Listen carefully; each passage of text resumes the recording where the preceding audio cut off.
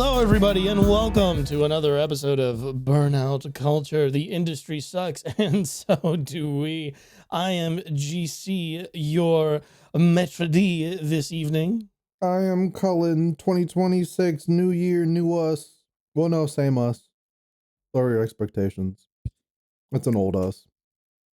And I'm Hayes, and I'm already looking forward to 2027. So, Yeah. Excellent. Have you already written Excellent. off 2026? You're not feeling this year? yeah, first day I was like, yeah, this is I'm done. I was actually pretty optimistic. I have a feeling. Again, we can put a pin in this. I can knock on wood really hard. I'm gonna doom the year by saying this, but I have a feeling like this year won't be as bad as 2025. It's impossible to get any worse. I'm jinxing it, I know. Yeah, I'm not saying that. You know, some people that I've desperately wanted to see get sued are getting sued, so that's cool. A great way to start the year. Who do you think is going to get Luigi'd first this year? Because that was like pretty early in 2025. Was it? I don't think it was. Was that end of 2024? I think that was like December, I think.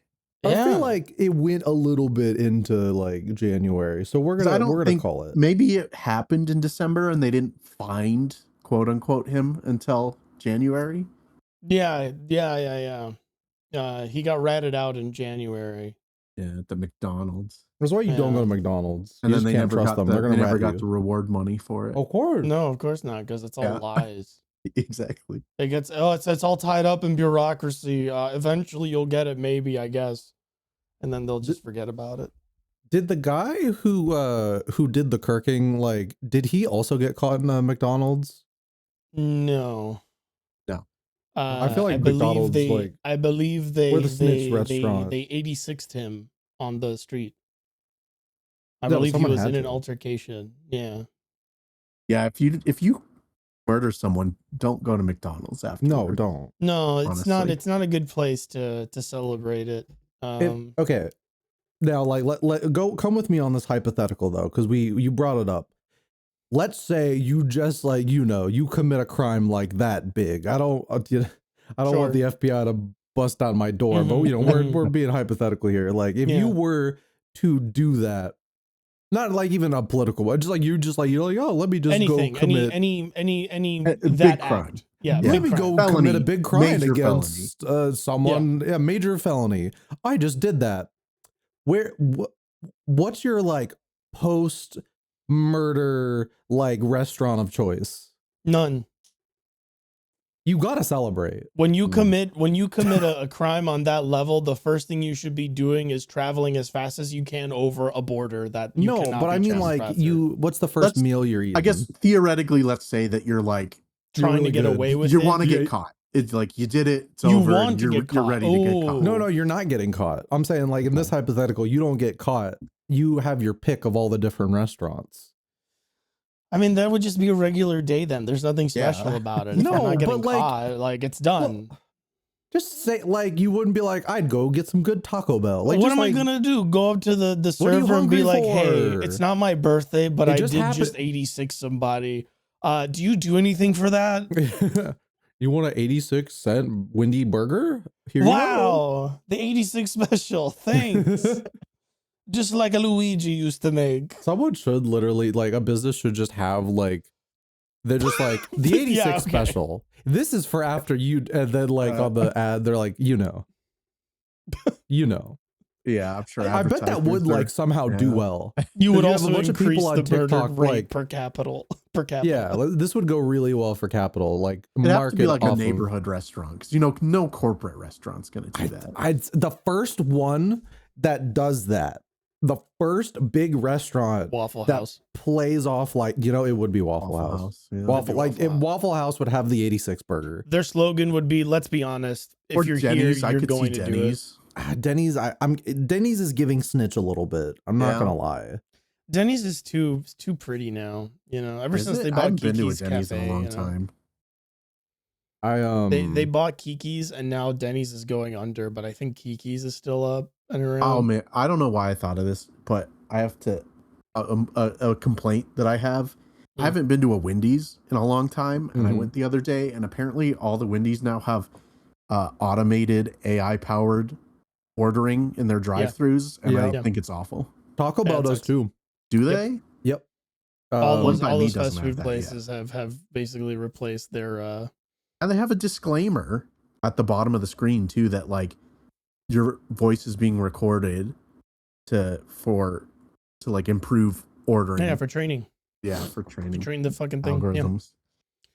Yeah. That's crazy because they also have your like information. Because like, let's be real, if you're going to like Taco Bell or whatever, you're ordering ahead on your phone usually. That they have better deals there, and it's like just Yeah. more convenient. So it's like they know your voice. They know like if you do like mayo or no mayo, like they got everything. They got you. Mayo at Taco Bell? No, I meant at Wendy's. I jumped from my hypothetical Ugh. after I killed someone and then ate a Taco Bell to Hayes's real life of just going to Wendy's. I think my next place to eat would be any cool restaurant that I heard about in Mexico or Canada. One of the two. Preferably Canada. I think Mexico would be fine since I am like Hispanic and I can Mhm. speak Spanish. Imagine like I'm the fluently. getaway driver. But like I feel like Canada would just be more my speed, you know. I feel like Canada doesn't I want to have get it. in a fight with French Canadians. Where are you saying you would flee the country and go to Canada? If I committed then like a look for major restaurants? felony? Yeah, probably. Yeah, I'd go to like a Tim Hortons maybe. You don't need to go to Canada for Tim Hortons. You can But I get feel those like you're in, also more likely to get like extradited in Canada, right? snitch country. I don't think so. I'm gonna be totally honest. I don't. Think I guess so. maybe not now. Because they wouldn't find me. With how Like it's things not like are I'm gonna now, go to yeah. Canada and be like, ta-da, you know, like I'd still be like in hiding. No, You I know? would be the getaway driver, and you'd be like, "Oh, take me someplace nice. That 86 was so good. Take me someplace where no one knows me." And I'd be like, "Yeah, sure, boss." And we'd go to Red Robin, and you'd be like, That's "Fuck!" That's and you'd get fine because caught. I don't hate Red Robin. No, but like you have a Because If I had to, if I they had would to recognize choose, you. if I had Not to at all. choose somewhere, I think I'd say Olive Garden. Oh, Olive Garden is pretty nice. I'd Yeah. put the little napkin in my shirt like a And you bib. can get unlimited breadsticks. So the you just- waiter would come out and be like, "Your gun, sir. Let me go decompose this for you." I'm like, "Thank you." Olive Garden as a front for like a John Wick assassin world. Oh, if there was Hello, one Mr. Week. chain restaurant, it would be Olive Garden. A lot of Their people hit own. on Olive Garden. Olive Garden is good. You ever Will have you the be zuppa having toscana? the tour of Italy today, sir? Yeah. Look, I'm not trying to imply that Olive Garden has mob ties, but I think it's if that's offensive because they're Italian, my bad. But like, And I mean, they're affordable too, man. That Yes. unlimited soup and salads, like $12. I'll be real. I don't Whenever, think the mob fucks with Olive Garden. whenever I go like with friends to Olive Garden, I'm seeing everybody with their like expensive ass fucking meal. Well, okay, relatively like Olive Garden is Olive like Garden affordable, is a little, but like it's everyone's getting pricier than like your other. yeah, other everyone's chains. getting all these entrees, and I'm like, I'll take the unlimited soup and salad, please. Oh, that's the And way then to go. You get so much food for $12, man. That's the way I always go. And because their salad is really good. This for the soup, get the zuppa toscana. That Or is the best. chicken Zuppa Toscana. I like the chicken and gnocchi. Chicken I gnocchi should try is that. my favorite. Yeah. Pasta fagioli is also really, honestly, a lot of their They're stuff all are good. Yeah. Yeah. You can't go podcast wrong. is sponsored by Olive Garden, It's very tasty. the Olive Garden mob. What's the slogan for? Oh, fuck, I was gonna be like, anyway, we're not sponsored by Olive Isn't Garden. that when you're here, your family? I think Oh, yeah. that is, yeah. Anyway, Didn't they you come know, on? we're not sponsored by Olive Garden. When you're here, your family. When you're here, you're part of the family. You understand? No business on Olive Garden ground, okay? You know, the Godfather, he doesn't like it when you conduct business in It's his a establishment. neutral zone. Next Mafia game should partner with Olive Garden. That would genuinely be a very smart partnership. Are they making another one? of my 2-for-1 special. Didn't the most And you recent ask one do me really bad? for a discount. No, it actually did quite well. I should play it. It's good. It's a very good 7 out of 10 game. Ooh, we're speaking my language. Olive Garden and 7 out of 10 video games. Mm-hmm. Speaking of video games, we are a video game centered podcast. Allegedly. So we should probably talk about the games we've played. Unfortunately, My We can. co-hosts are under lock and key for many of the things that they played, due to NDAs and professionalism.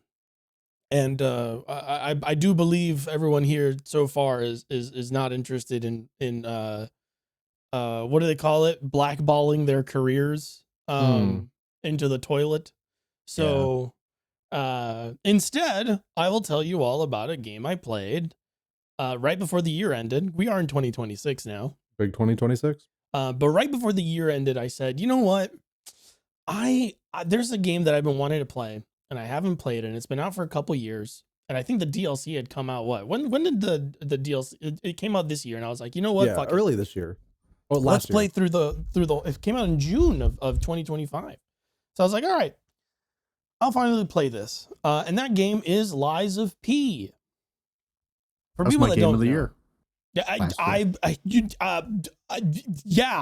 Yeah, no, I get it. I understand why that game is beloved when it came out, and why the DLC was like super popular, and why people were really excited. For people that don't know, I am a very fervid Souls-like Bloodborne, Sekiro from software game fan. I've played them all except Demon Souls, I know. And so I like Souls likes. Unfortunately, I don't think a lot of Souls likes are very good. I don't even think some of the FromSoft ones are super amazing. I mean, they're good. They're just, it's hard when you're comparing certain ones to the others. It's like, I mean, damn. So I played Lies of P, and I played the demo when they released the demo a long time ago, and I liked it, but I felt this like sort of like chunkiness to it.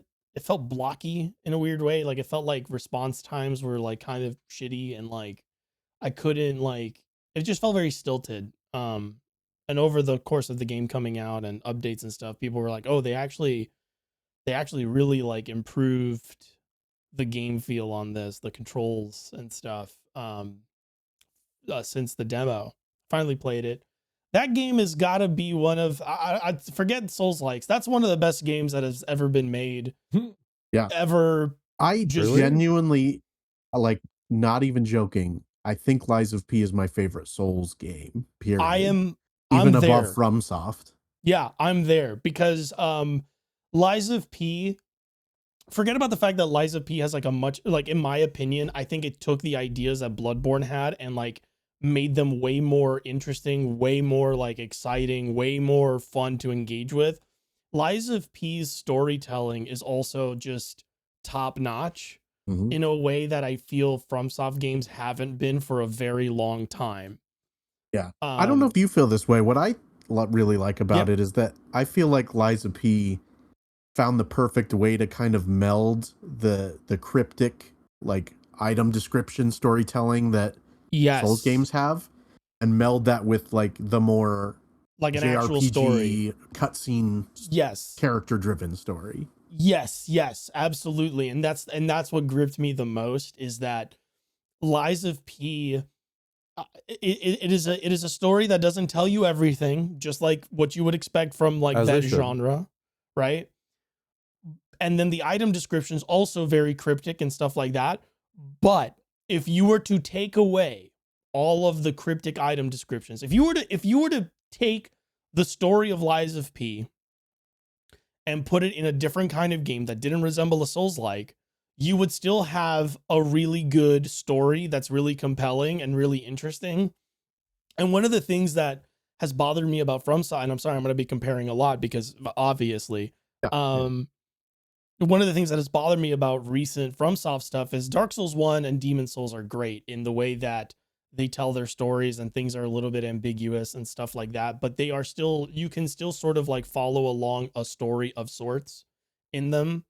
And as FromSoft gets popular and they become more and more known for specific things, they do this thing that unfortunately a lot of video game, I don't want to call it a franchise, but it is a franchise in a more broader sense. They start leaning on the things people think of them as, instead of being what they are, or what they were actually were. So like for me, it's like I'll play Dark Souls 3 or I'll play Dark Souls 2 or I'll play Elden Ring and I'll be like, this is not a fucking story. There's things are not like, this is not a story. Their stories are not being told here. This is just a lot of like information that is disconnected, and the quote unquote story is you trying to make sense of it. That's not a story. To me, that's not a story. You're not telling a story. It's fine if you want to do that, but that's not a story. And what kept me playing Lies of P is that there is an actual beginning, middle, and end. There is like characters that recur in the story that you follow along that actually have arcs that mirror your own or run in parallel to your own, that don't necessarily require you to constantly, you know, do things, and none of the quest lines are like esoteric. Like it's not like somebody asks you like, should I go to the grocery store today? And you have a yes or no. And if you hit no, they turn into a mutated, horrific being of flesh. And you're like, and then you feel responsible despite the fact that it's like a question asked of you that you literally have no, like, like I don't like, there's no agency to a lot of like side stuff and a lot of FromSoft. Elden Ring's more so, where it's like, whereas in Lies of P, it's like, as long as you're talking to people and you do the things that they ask you to do, you advance that plot line. And like, it doesn't feel like it's just so much better constructed in my opinion. And it's so much more compelling for a story to first thing predominantly be a story and have like a very classic 3-act structure. I prefer that over a disjointed thing that the person behind the curtain is rubbing his hands together going, yes, look up the wiki, yes, talk about it online, yes, communicate outside of the game, and I don't have to go watch a VOD video. Yeah, like I don't want to do that. Like I just don't want to do that. I'm not interested in that.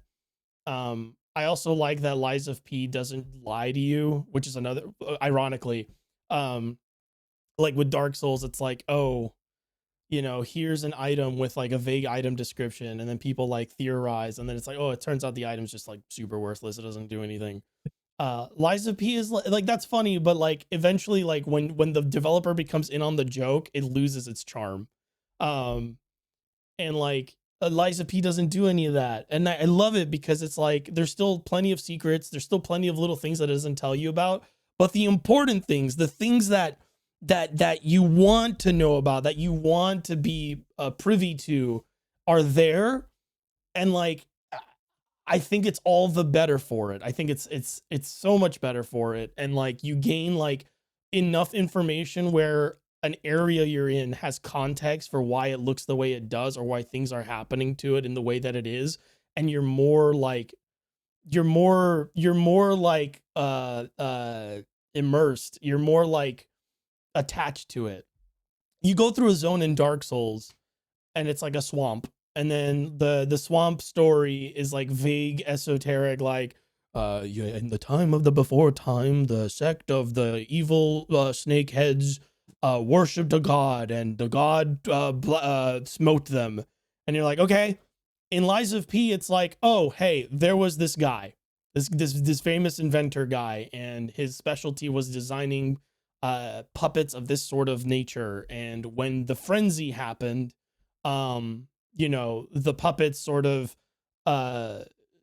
change their tune in a way that still kind of like fits their designs. Like it's sort of like this like two-faced, this dichotomy of like the way the puppets were designed. And that's why this area is on fire, or that's why all these circus puppets are here, because the circus wasn't like, there's enough context for you to like actually know enough about what's going on without knowing everything that's going on. Yeah. And that's very different than not knowing fucking anything.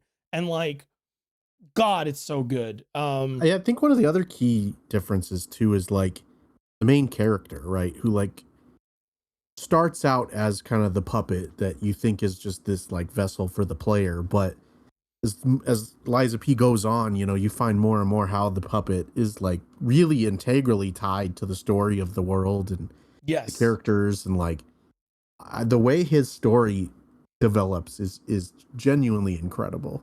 Yes, and the lying system, which is what I'll call it. It has a different name, but I'll call it the lying system. Like the fact that like the prompts, the questions you are asked to answer in Lies of P are questions you answer from sort of like a personal level, and how the way you answer those questions influences the kind of like person the main character is or becomes, and how like that is sort of like the point of the story, where the story is sort of like a commentary on like what it truly means to be human, or hold on to your humanity, which I thought was a really cool way of interpreting the concept of humanity from the Souls games, Mhm. where it's like it's not just this thing that you accumulate and it makes you human, right? Like it doesn't stave off, like humanity does not stave off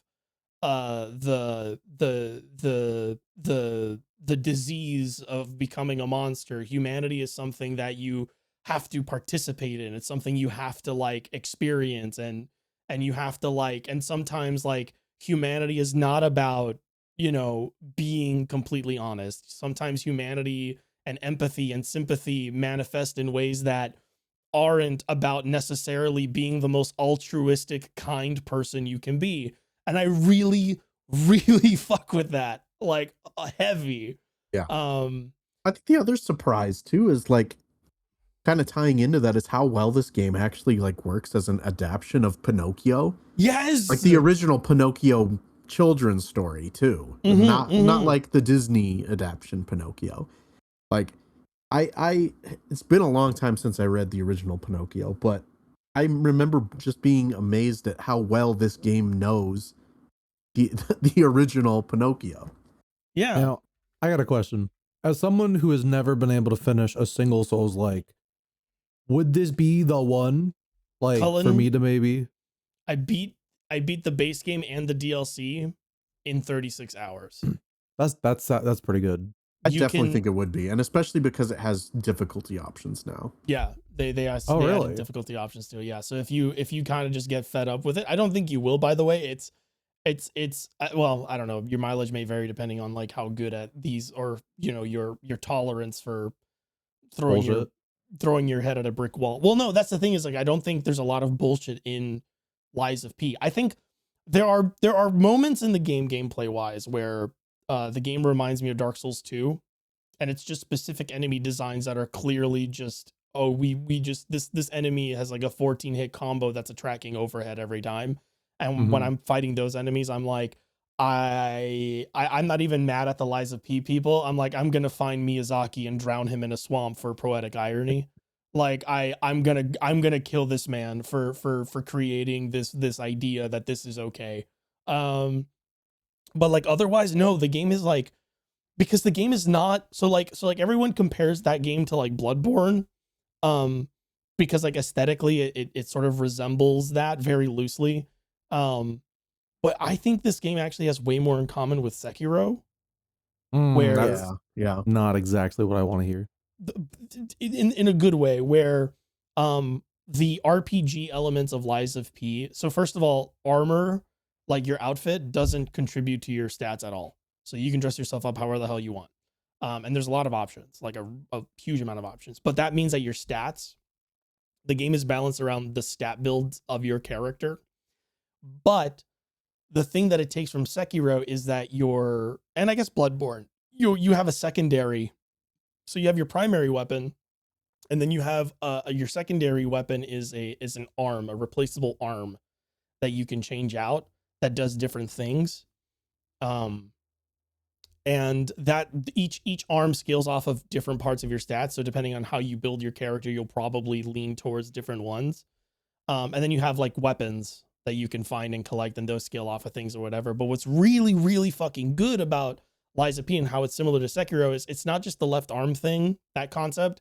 It's also the fact that it reduces the RPG elements and concentrates them in a way that is way more manageable and makes way more sense and is way better, because Souls games have this issue where people will tell you, oh, if you're stuck, just change your build. Here's the problem. I can't change my fucking build. Because respeccing costs a consumable that I either don't have or that I don't know where to get.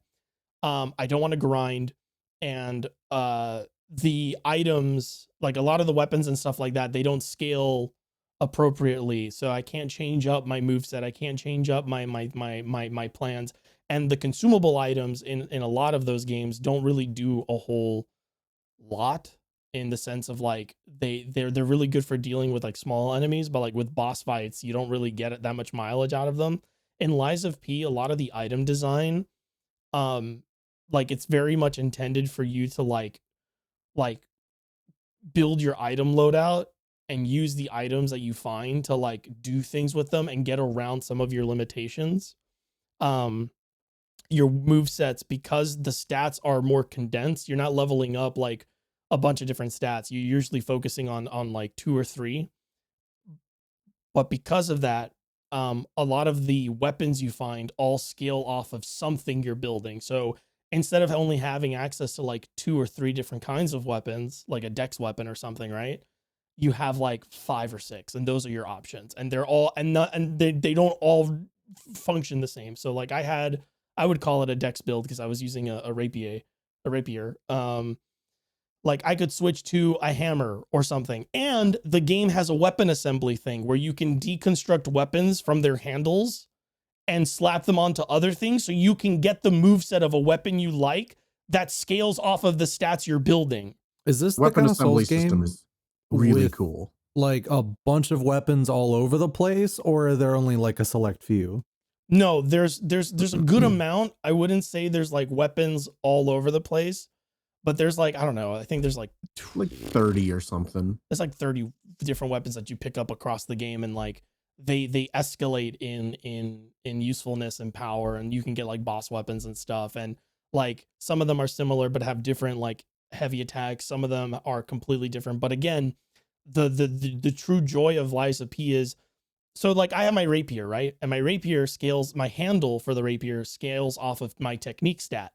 If I wanted, I can disassemble the rapier and put a hammer on top of the handle instead, so that instead of piercing damage, I'm doing blunt damage that scales off of my technique, and it still has the rapier move set. So you can like mix and match your handles and your blades basically to create new weapons to your tastes. You can modify the handle to scale differently if you want, like to just fudge it a little bit. You can upgrade the weapons in general. You can, there's an upgrade system for your character. So you eventually you get something called a P organ, which is very funny. And Organ. you spend like an item to give yourself passive upgrades. So there's like so much at play in Lies of P that works so well together. And that's what I mean when I say it's like Sekiro, where like the things in Sekiro really play well together, and are very simplified. Lies of P is still very much like an RPG that cares about stats, but like Sekiro, it brings a bunch of stuff in to work way better together and work way more in tandem with each other. And it's just this it just feels great. It just, I feel like I have total control over what I'm doing, and respecking is free.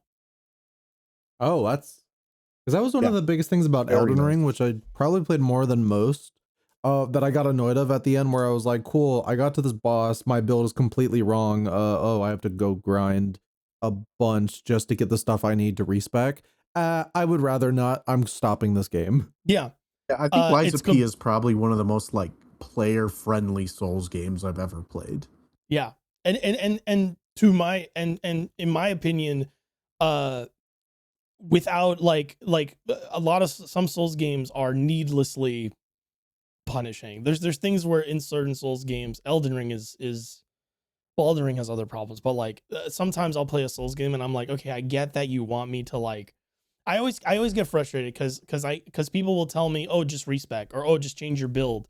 And I'm like, but the game doesn't want you to do that. If the game wanted me to do that, I would be able to do that at the drop of a hat. But like it punishes me for doing that. I need to find an item. I need to consume that item, and I only have a limited amount of those items. And then what happens if I do all of that and I still can't whatever, and I need to get around this, and I'm trying all these different things. Like, what do? Oh, just grind. And it's like, that's not a solution. Like it just, at some point it just sucks. It just sucks. And like Lies of P is like, everything's free. You want to respec, you do it for free. You wanna change your upgrade path, you do it for free. You wanna respec all your stats, you do it for free. I think you can even recalibrate your Legion arms, which is the left arm thing that you can upgrade. I think you can even recalibrate those, so you can just gain. Yeah, you have all to the use like upgrades the statue at the museum or whatever, but it's pretty cheap to do.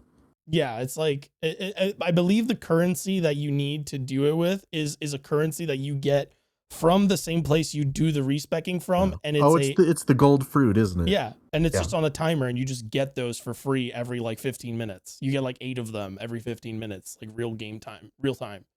And the game's fantastic, and it's just like, and it plays so well, and it's like the game has like, you can guard, and when you guard, you take damage, but you can win it back by hitting things like in Bloodborne, except you're guarding, so you're not like stun locked when you get hit. So like you're penalized for guarding, but at the same time you can react and like actually wait for a window of opportunity to recover some of that health. So there's like an exchange going on. There's perfect guarding, which, you know, it negates all damage. There's like a stagger thing, and like the game, like you just like, it just feels good. It just feels good in your hands. I just like, I have nothing bad to say about Lies of P. I could go on and on, especially like to go back to what you were saying, Hayes, like the retelling of Pinocchio, very, very fucking good. Mm-hmm. Carlo Collodi would be fucking over the moon with the way this game interprets his story. He would be so happy with it. The only thing that I think is funny, and this might be my own ignorance, is that Pinocchio is an Italian story, and Lies of P is very French. Very French. Yeah. Same, especially like inspired by the same time period as like Expedition 33 as the Belle Epoque period. The Belle Epoque, yeah. Yeah. Which makes me laugh. I'm sure Italy was part of the Belle Epoque period, because they're like, you know, they're nearby, but like I thought it was very funny that I was playing what is very clearly the story of Pinocchio. Yeah. And I'm like, this is an Italian story written by an Italian man, and then it's like, I am listening to like the Frenchness OST I've ever Frenched, and I'm like, whoa. I think it's also worth pointing out, like the DLC is incredibly good too. The DLC is Overture DLC. Oh man. And it just, like, all the Souls games are set in like, you know, the wake of apocalyptic events, or yes, you know, like wars between gods or things like that in Elden Ring. But I think what I really like about Lies of P is that it's like, it's about the apocalyptic event. Like, it's about the story that happens during that event and the immediate fallout. It is happening now. You are doing it now. And the stake that Carlo, the main character, has in it. Yes. And it's like this is why this is happening. This is why you are here. These are the events that led up to the thing happening. You are doing the thing. You need to the conceit of the game is that you are trying to stop the thing from getting worse. And it ends on a super satisfying note. I got there's multiple endings. I got the Rise of P ending. Yeah, I got that one too, yeah. Which I am a big fan of, and I really liked it. Is it easy to get like the different endings, or is it like Souls where it's like really obtuse? No, it's super easy. You can pretty much tell what it's going to be from like, so just like dialogue choices it starts happening. No, the game. It's sort of like it's sort of like the way Silent Hill does its endings in a much less like much less intricate way, where it's like certain things you do will increase a number, and if the number is high enough, you will be able to pick a different option at the end to get a different ending. More Silent Hill games need to do that. Not to go on a small tangent, but I was thinking it's like I think it's really only like 2 and maybe Downpour. I forget, but I think it's really just 2. Wow. Really? I thought And maybe F now. Jesus as Christ, well. my dog was standing in the doorway and just gave me a heart attack. I Good kind of Lord. But yeah, like Cullen, I think you would very much like Lies of P. Like I think especially if Elden Ring kind of rubbed you the wrong way as it did me, like I fully adored Lies of P. I also I think they were very bold to insinuate that they want to do more in that world, but by the end of the game I was like, you did it. Like this is an established world. Like this has like legs. This has legs. Like I was shocked. I was like, and they have a pretty like tantalizing teaser at the end of the game too. And I'm like, what doing the more fuck? fairy tales. Like absolutely. I was at the end of the game. I was like, 100%. I'm down. What? Yes.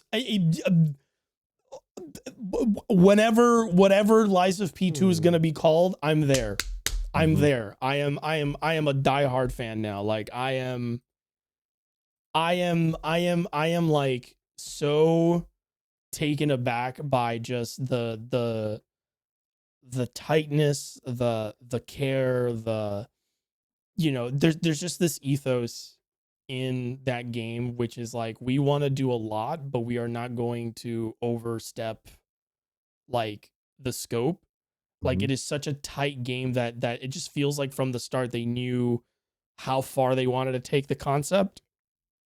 And then they have like these little things of like, oh, if people like it, maybe we can do this and that or whatever. I'm my God, I should have played it sooner. I should have played it when it came out. I missed out on just a fantastic fucking game. And it's short. Although like I wouldn't be too worried about that because they've changed it like a good amount since launch, haven't they? Yeah, it's been updated quite a bit. Yeah, like for the better. Pretty much. I'm sure. I tried to play it on launch and it just didn't do it for me. Like there was some stuff with like how it felt to play and like some of the mechanics. I just felt like just didn't really click in my brain. But I mean, like literally everybody is saying this is like the best game to ever come out now.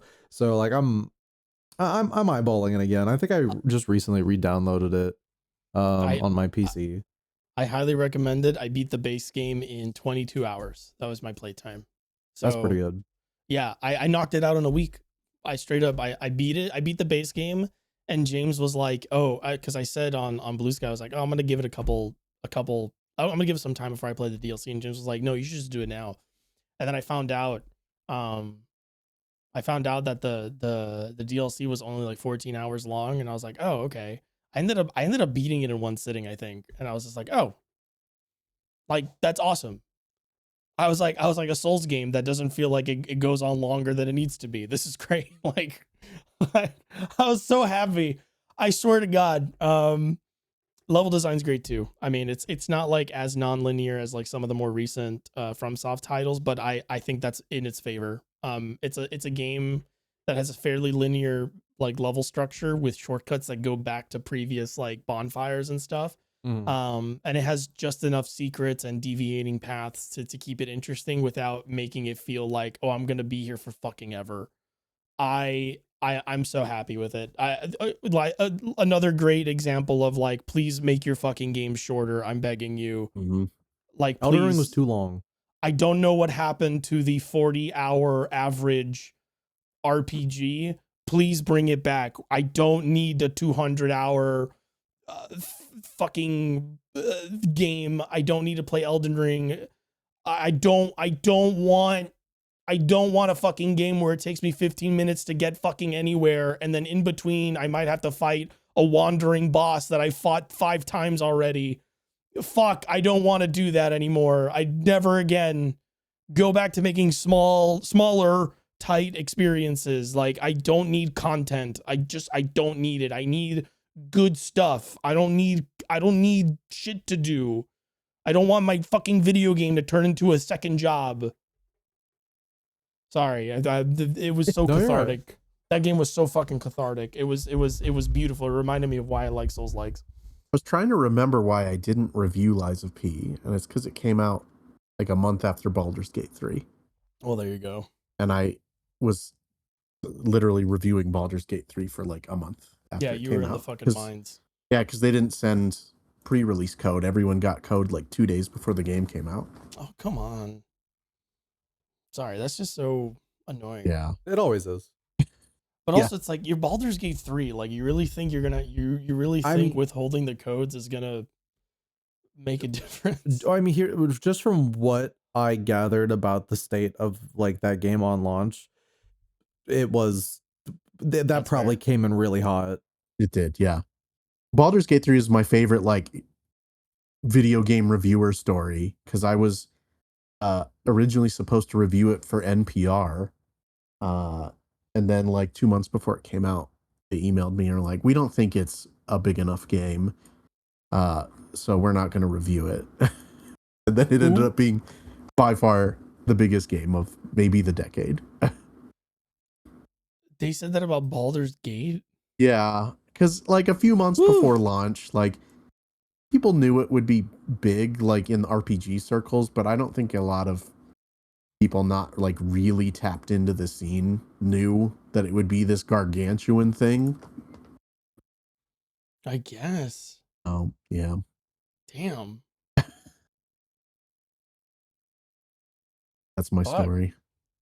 But yeah, that was Lies of P. It was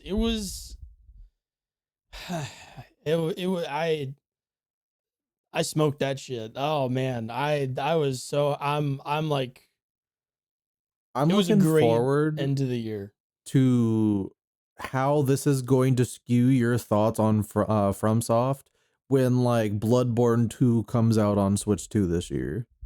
Yeah, but that's gonna be like that PvE No, game. I know, but I mean, like going to the hot new FromSoft after, like, you know, I do think it is going to be interesting to play the next like single player FromSoft Souls game. It better be short. I'm really curious about. They call it Duskbloods. Is that it? Yeah. Yeah. It's a reskin Night Rain. I'm curious about that. I still haven't done Night Rain, and honestly, I am. I'm going to give the Elden Ring Switch 2 port a shot once they feel less embarrassed to show that off. Because I've wanted to get more into Souls, but Night Rain, man, I had a lot of problems with that game, but I've played 100 hours of that stupid game. Well, I mean, that's all you need. Yeah. And I just couldn't stop playing it for a little bit. I do actually, since this will be up on Tuesday, I do actually have a little something I can talk about. Okay. Sure.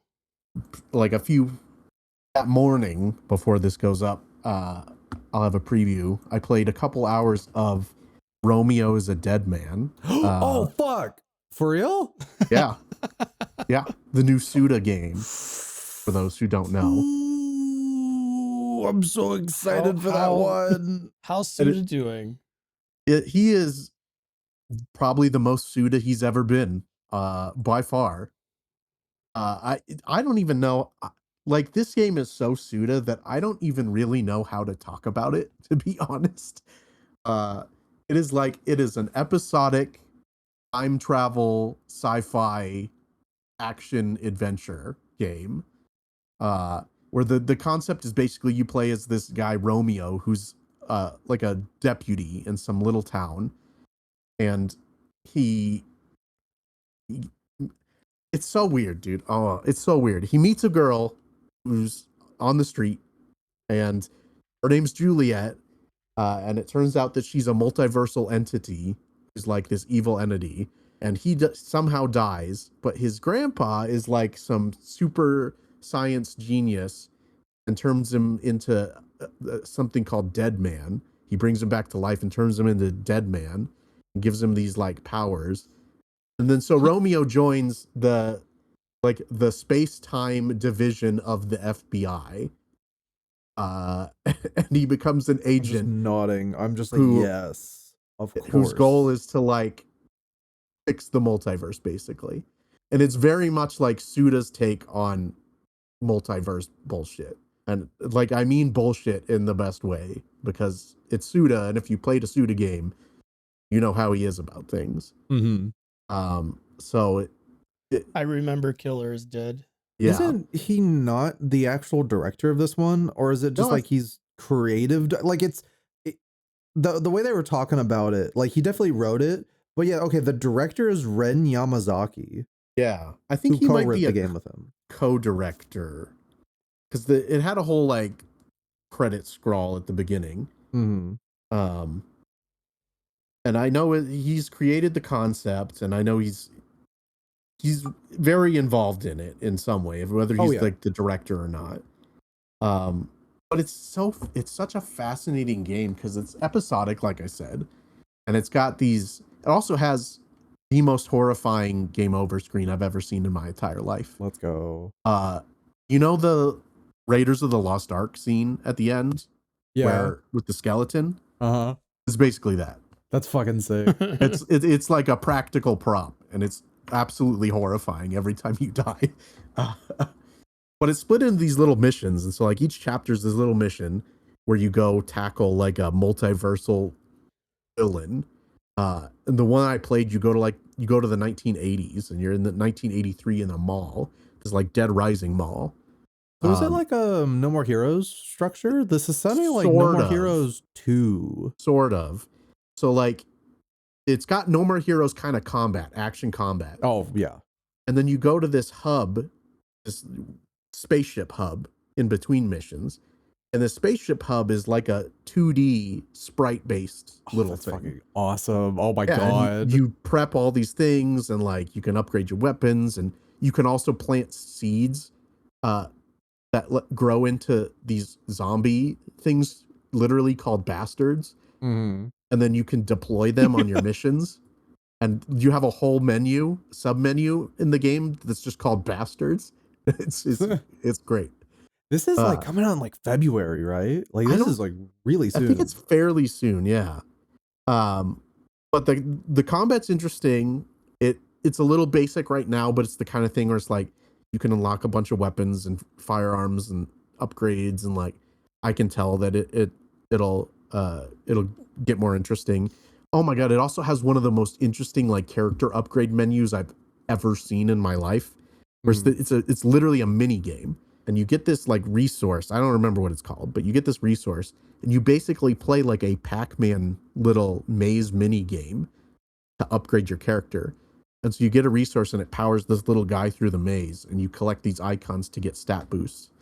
And so you keep going back to the maze and like powering through different sections as you get resources. It's super cool. This game's coming out in like a month. Yeah.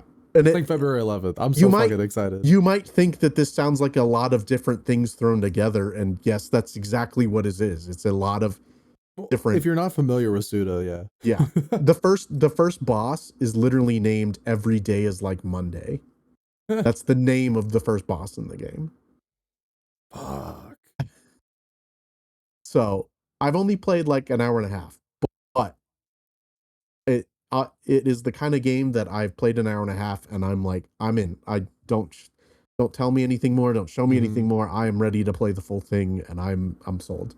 Whatever it is trying to do, I'm like, no, like they had me at Grasshopper. I'll be real. If you like Grasshopper and you like Suda, you are in for a treat. If you have never played a Grasshopper game, you will probably have absolutely no idea what's happening. It does seem like overwhelming, but I think that's why I like Suda so much.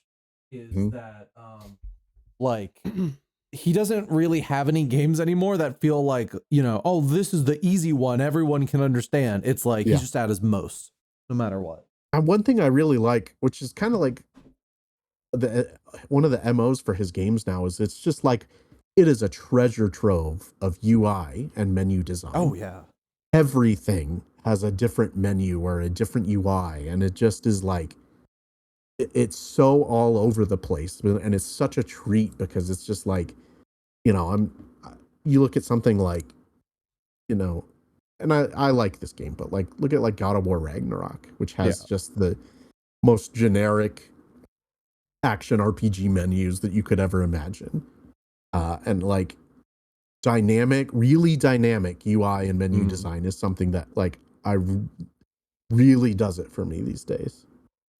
I'm so happy that like we live in a world where like Persona 5 invented menu UI and now everyone does it. It's Yeah. just so nice. Thank you, Persona It 5. is. Yeah. But no, this seems great. Like I'll be real, like, because when they showed it off initially, I wouldn't say I was like excited exactly.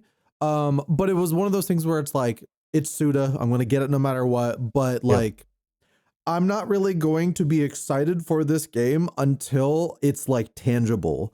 And then with the last showcase they did, where they announced the release date, I completely in. And of But course it's they still one brought. of those games that like even after playing it for a couple hours, I can tell like I'm either gonna like really love this by the end, or I'm gonna get like 10 hours in and be like, I don't know if I can stick with this. But you know, either way, I'm in to see how it pans out. Well, fuck, I'm even more excited now. That's my little bit on that. I wish I had something. I wish I had like a game that I could be like, I previewed this game. Ooh, I had spent my Christmas doing something just as cool. But no.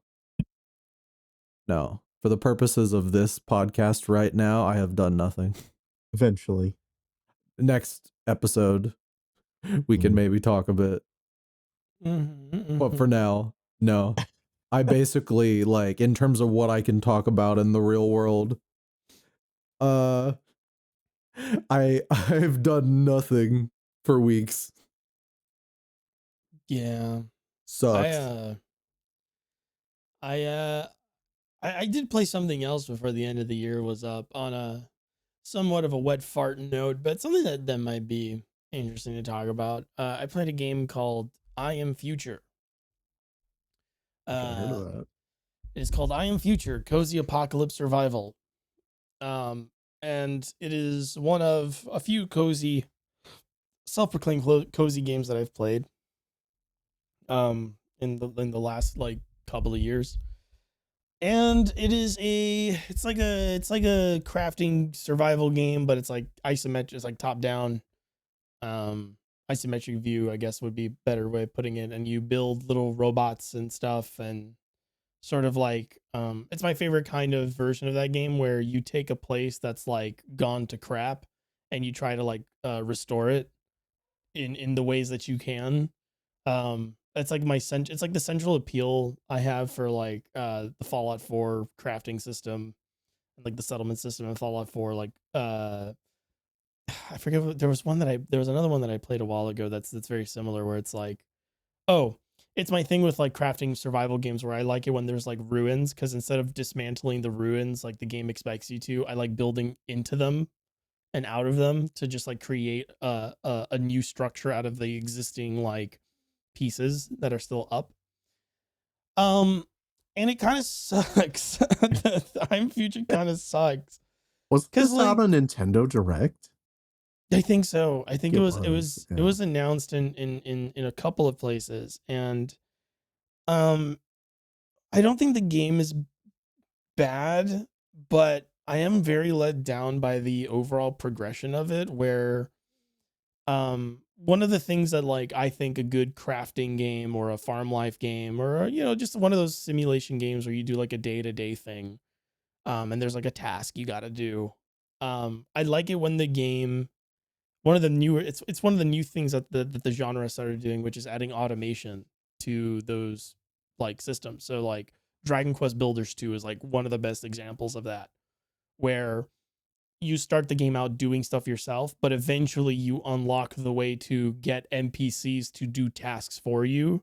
And that frees you up to do other stuff while they sort of do the routine work to get you the materials you need, or to like keep things sustainable. And that also breathes life into the things you're creating, right? Where it's not just stuff that's there and you're the only person interacting with it. It's like, no, I got little farmers doing the farming. I've got my NPCs are going to the tavern at night and actually using the things that I've built, and it feels like I'm making stuff that's actually lived in, as opposed to making dioramas that nothing's happening inside of. Mm-hmm. This game, I Am Future, it doesn't really have that. It doesn't have like, it has automation, but like it's very limited. So like you can make a robot to water your crops for you, but the robot isn't going to pump the water from the well. You still have to do that, or you have to upgrade the well to do it by itself. Um, it still uses like real time to measure out like certain manufacturing processes, so that gets fucking boring, because eventually it's like there's this one resource you need, and you have to sit there and you go to sleep to make the time go by faster, and then the entire game is just you waiting around until you have enough of a resource to do something, because you run out of things to do. And I expected there to be more. I expected there to like the story to kind of go somewhere, because the premise is that you wake up out of a stasis pod only 6 years after you go in because of a malfunction, and everything looks like shit, and you don't know who you are, you don't have any memories, but you meet these people who used to be people and are now like their consciousnesses are inside of inanimate objects. Um, and they tell you about like what happened to the world, and the world's flooded and you live on the rooftop. You're the only person around.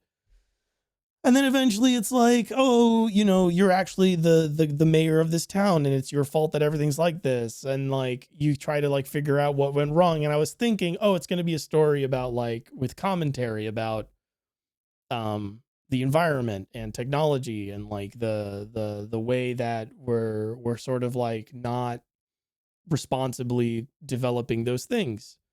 Um, AI is a great example now, but when this game came out, cryptocurrency was the thing. So the game sort of has like the game has cryptocurrency in it, not real cryptocurrency, like the in-game like currency, like the Stardew Valley equivalent of gold, right? Is a cryptocurrency, and you generate it, and that's the only thing any of the vendors in the game take, right? But like in and of itself, that's sort of like a statement on the fact that it's like useless, because like they can't use it. They are inanimate objects. They're trapped inside of like little refrigerators and alarm clocks. Like they're trading in this currency that is worth nothing, right? And you are generating this currency that is worth nothing, and you are whatever. And I was like, oh, that's cool, clever commentary, or at least I thought it was. And then eventually the game just kind of ends on a wet fart, where like you meet the actual person responsible for what happened. It turns out you're not the mayor. You're somebody else who just looks like him.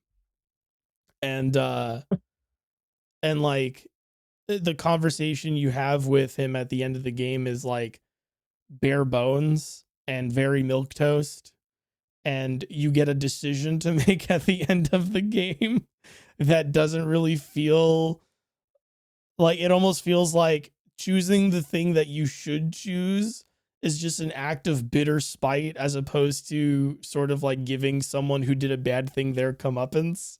And So you like said this is a life sim? this is a cozy game. It's a apocalypse Like survival crafting game. Crafting, yeah. But it functions like a life sim. It has a day-night cycle. You plant crops, you scavenge parts, you build stuff. It has like all the fixings of it, but it has no teeth. It has no bite. For a game that is literally about the destruction of the planet, it says nothing. It says it has no like. It ultimately says nothing about what you're doing there. There's no like emotional payoff. There's no like real sense of like, not even ironically, right? Like oh, you play an ironic one where it's like, oh, it knows things suck, and it's just going to kind of like find the humor in it, right? The sarcasm in it, because that's a form of commentary, right? That's a form of critique. But it doesn't have that either. It's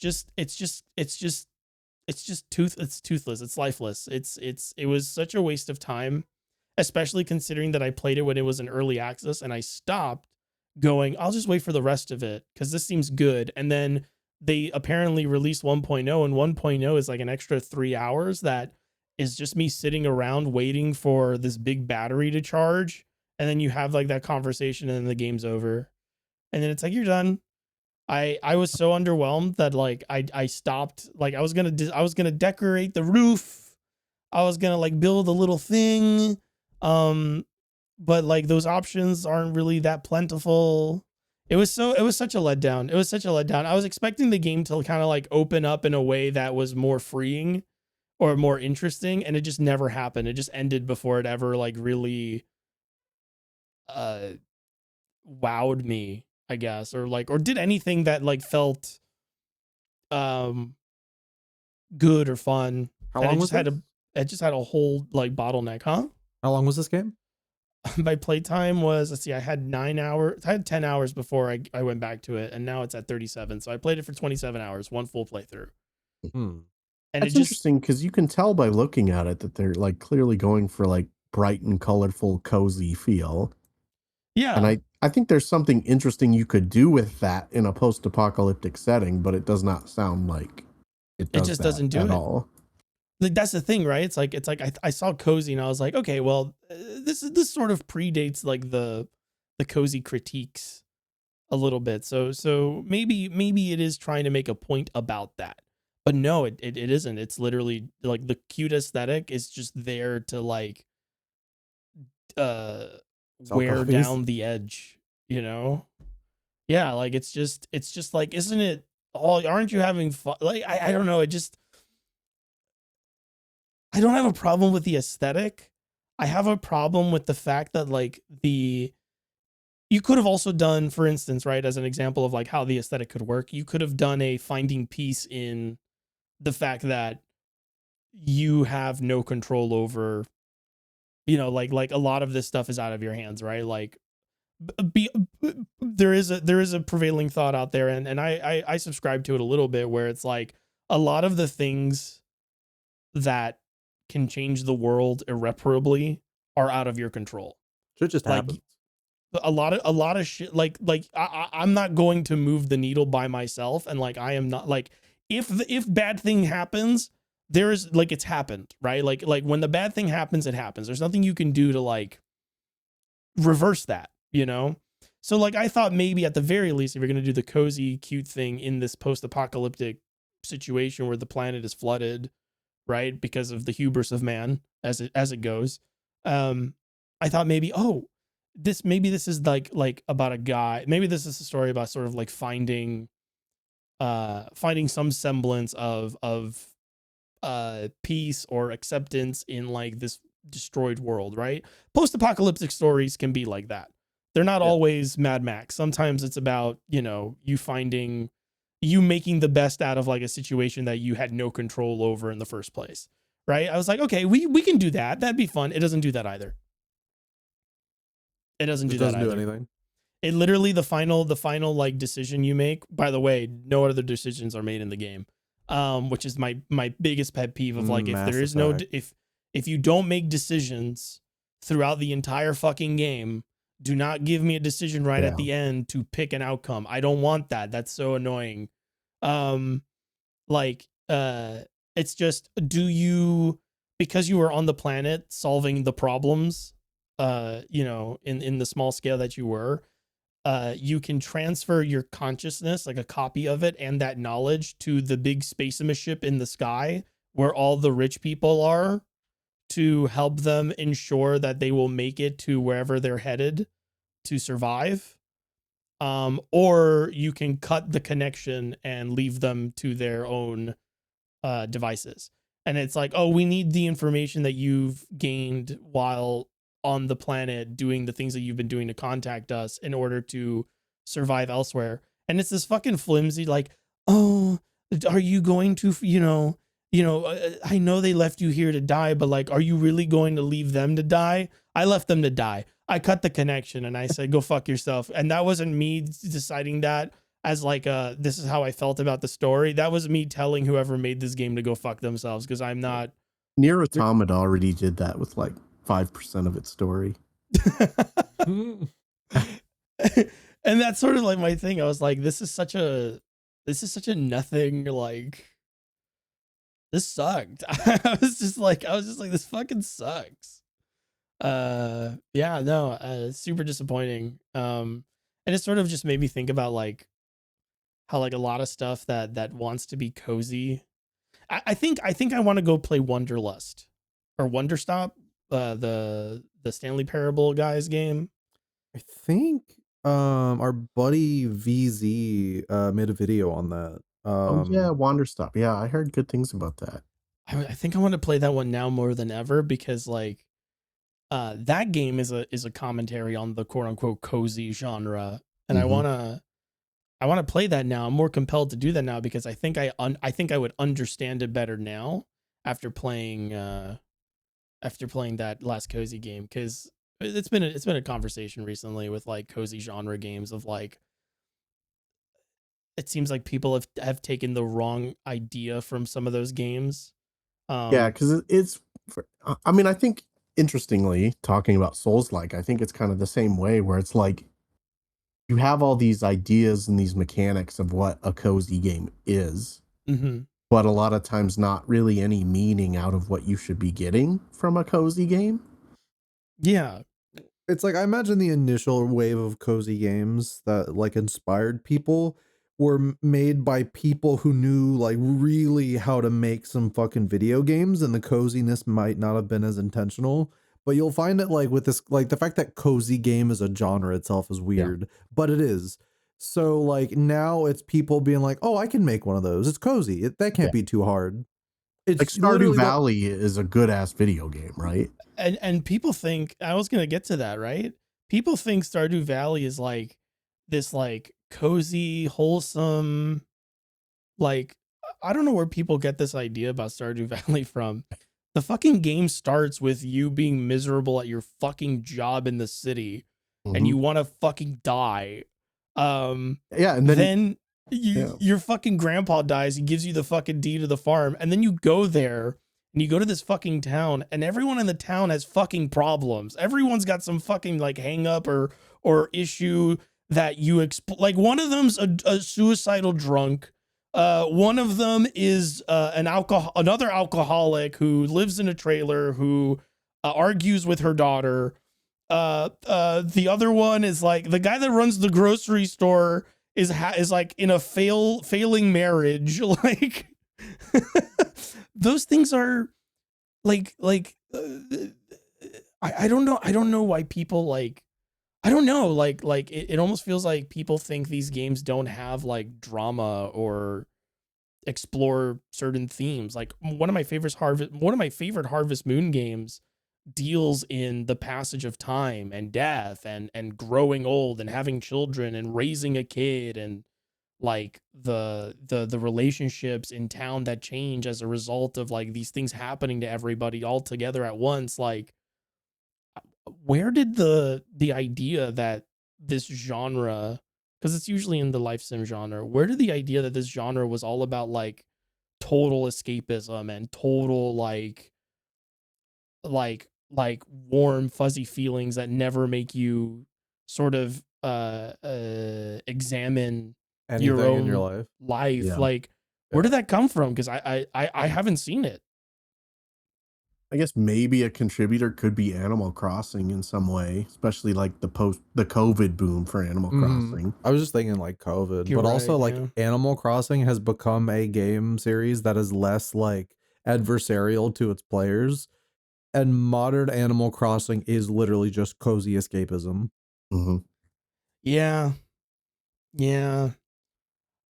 Also, but the weird is cozy escapism, because it's cozy escapism where you also have to fill out paperwork to build a bridge. So I mean, and take out a loan. Please take out this loan, file this thing. Oh, you paid off the loan. Okay, give us 2 to 3 business days, and we'll get back to you on that bridge. See, like that's manageable, like gamified stress. Like the idea, like it's probably literally just people being like, "Wow, I'm never actually gonna own a home. I could do it in Animal Crossing though." But with the whole low point stakes. the whole point of like the original Animal Crossing when you were like owning a home was that you were in debt. Oh You were yeah. in debt all the time. Like But that was the point it was making. Tom Nook was not a good guy. well now he's the Now he ooh is. fuzzy Yeah. like He's got two happy cute uncle kids. with 2 cute kids, and it's just like it's weird. I like Animal Crossing, but like, you know, even I'll even say it. Even Animal Crossing has its own brand of like making you re-examine your like relationships with people. You know, Yeah. like Yeah. even Animal Crossing goes, you know what? I really haven't like I should get something for my friend, or oh, you know what? I haven't visited so and so, or wow, you know, it's been a long time since like even Animal Crossing has like these little moments of uh, like introspection, whereas like a lot of cozy shit is just like it's so everyone's so it's just these constant affirmations that end up feeling very uh flaccid and very like very much like platitudes of like, oh, you know, just you know, we're just here to have fun, we're just here to I feel like I'm in a room with like padded walls and like a bouncy house floor where it's like, don't hurt yourself. Remember, we're not allowed to jump in the bouncy castle. Just stay sitting down. It's okay. Like, why? Why? What is the? That's not the point. I have such a fucking stick up my ass for this sort of thing. Like, Yeah, I agree, and I think there's something missed in a lot of like cozy games should still have like some kind of hardship. yeah, I think that's why like The Sims has proven so enduring because that's also like a life sim game, right? But it's all about kind of like trying to manage the life of this digital person that you don't necessarily have control over. So and The also Sims has always realizing kind that of it's been about that hard. struggle of like control versus lack of control. Yeah, And and like that kind of feeds into how you feel about your own life, you know? yeah, you realize it's like, oh, it's really hard to manage like this sim, and I'm like, oh wait, That's Yeah. me. life is hard. It is I am the fact that I am maintaining myself is like a testament to the work that I put into doing so. Like The Sims is a life lesson, you Hold know, on. like If my baby climbs into the oven and catches on fire in real life, I'll like, never do that. whoa, wait a minute. If there's no ladder, nobody can get out of the pool. Then they drown forever. And That's actually admittedly, maybe later Sims games have kind of lost the plot on that a little a bit. little bit, yeah. I mean, you know, we could go into the downfall of the Sims and its would be successors for Yeah. days. But that's actually why I kind of like as a great example of like a game that has a cozy aesthetic that still has like its share of like hardship and understanding of like what of like what that sort of cozy aesthetic is about. Um, Fields of Mystria is a farm life game that I've been playing. I've put in 84 hours into it. It's not even out of early access yet. Um, but it's a very very good game, very well made. For people that don't know, it's a farm life game with like a GBA aesthetic, and it's fantastic. Even that game, with as cutesy and as adorable as everyone looks, and as like hammy as a lot of the character archetypes are, has hardship in it. It has a story. It has like a situation where people are struggling, where people are trying to do stuff. There's tension between certain people. There's a storyline about recovering something that was lost, and like there's just like there's more to it than just it being like a pastiche of warm fuzzy feelings. Mhm. And that's what separates like a real video game that has a cozy aesthetic from a cozy game that's just trying to ape off of a certain look, or literally just have no real like anything to say, or any real like value outside of a color palette. I feel like we're like kind of the age of cozy is kind of like going away though.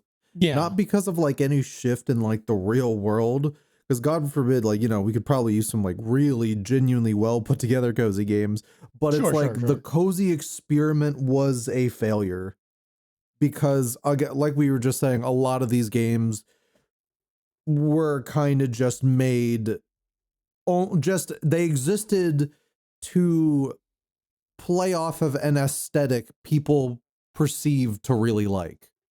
But like they were made by people who thought cozy games were lesser than they actually were, like the older ones.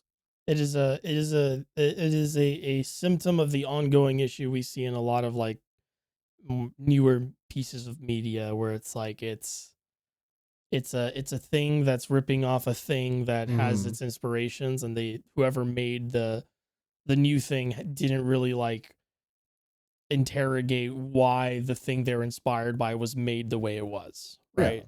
Ironically, to tie it back, like that's part of why I love Lies of P so much, because I think it's one of the only Souls likes that gets not just like what a Souls game should look like or feel like, but intrinsically like the very heart of what makes a Souls game what it is, you know? Yes. It's a continuation of a conversation. It's not just parroting what it's already heard, which I think is like the key to making good media, is to understand that what you are inspired by is speaking to you. And when you make something inspired by it, you are replying. You are continuing an ongoing conversation that has been going on for centuries. And that's what, to me, that's what art is. Art is a conversation through the ages. So it's like, and if you've ever had a conversation with someone, the best conversations are the ones where people are adding to what you're saying, or even disagreeing and, you know, exploring that together, as opposed to just parroting what you were saying, or flat out like, you know, shutting it down or just nodding or ignoring you. Like, good conversations are additive. Fuck you. I picked up on that. I hate when someone just like takes everything I say and just like says it back to me. Like, they only change a little bit to try to make it seem like they were paying attention. It's the worst, dude. I almost did the thing. The thing that we can't talk about because it'd be mean. Yeah, because it'd be mean. About a certain the behaviors of a certain live stream of announcements.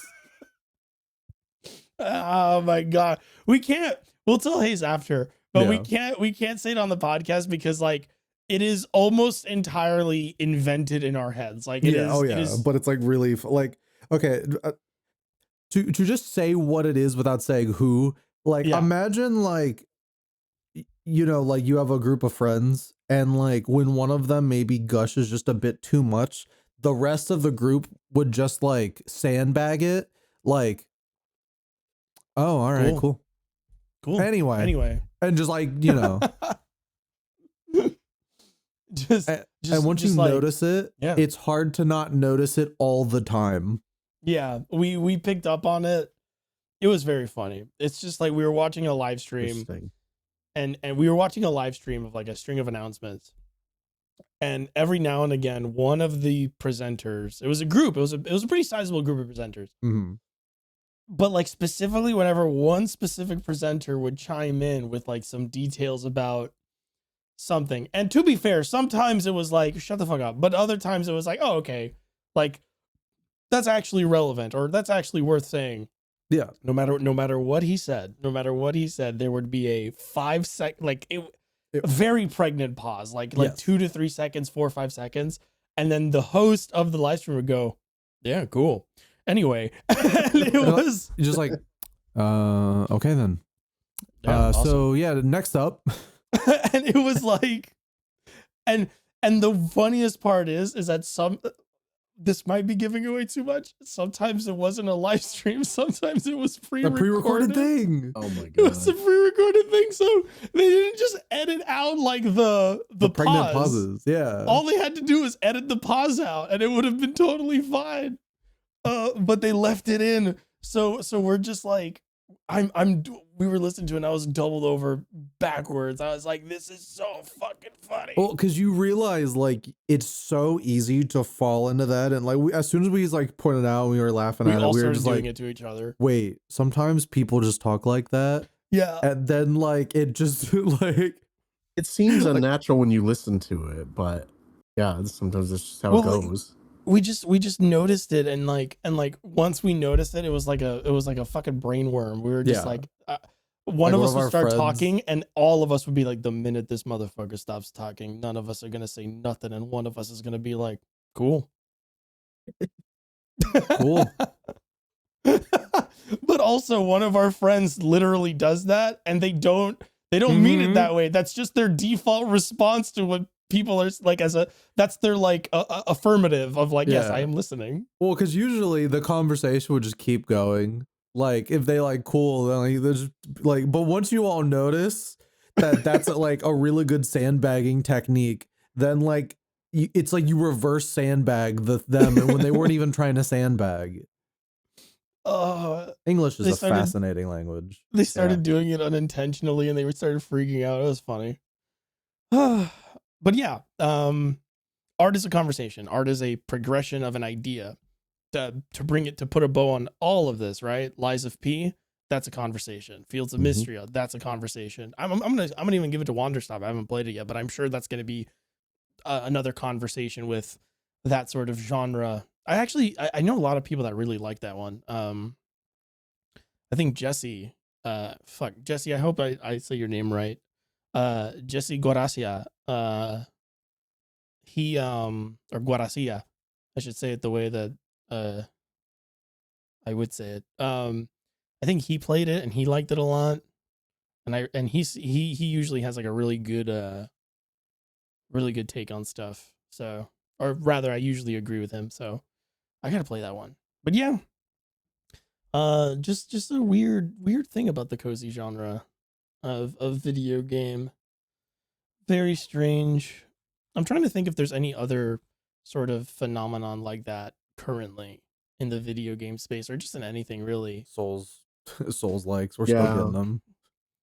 Well, like I feel like the Souls like stuff is just like, because like that's just knockoffs, right? And like that's a lot of times you play those and you're like, oh, okay, it's just like blatant, right? But like I guess- with cozy stuff, it's like there seems to be this like energy to those games where like they think it sort of has this attitude of like, this is what you want, isn't it? Like this rose-colored like thing.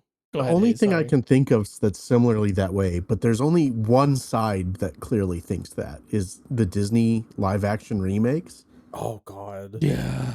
Because it's like Disney clearly is like, people want these, people like these. Nobody And likes I mean, I them. guess they do make money somehow, right? But Like here's the thing. Well, Disney And- adults are, you know, yeah, Everybody complained about Lilo and Stitch. That shit still like broke records.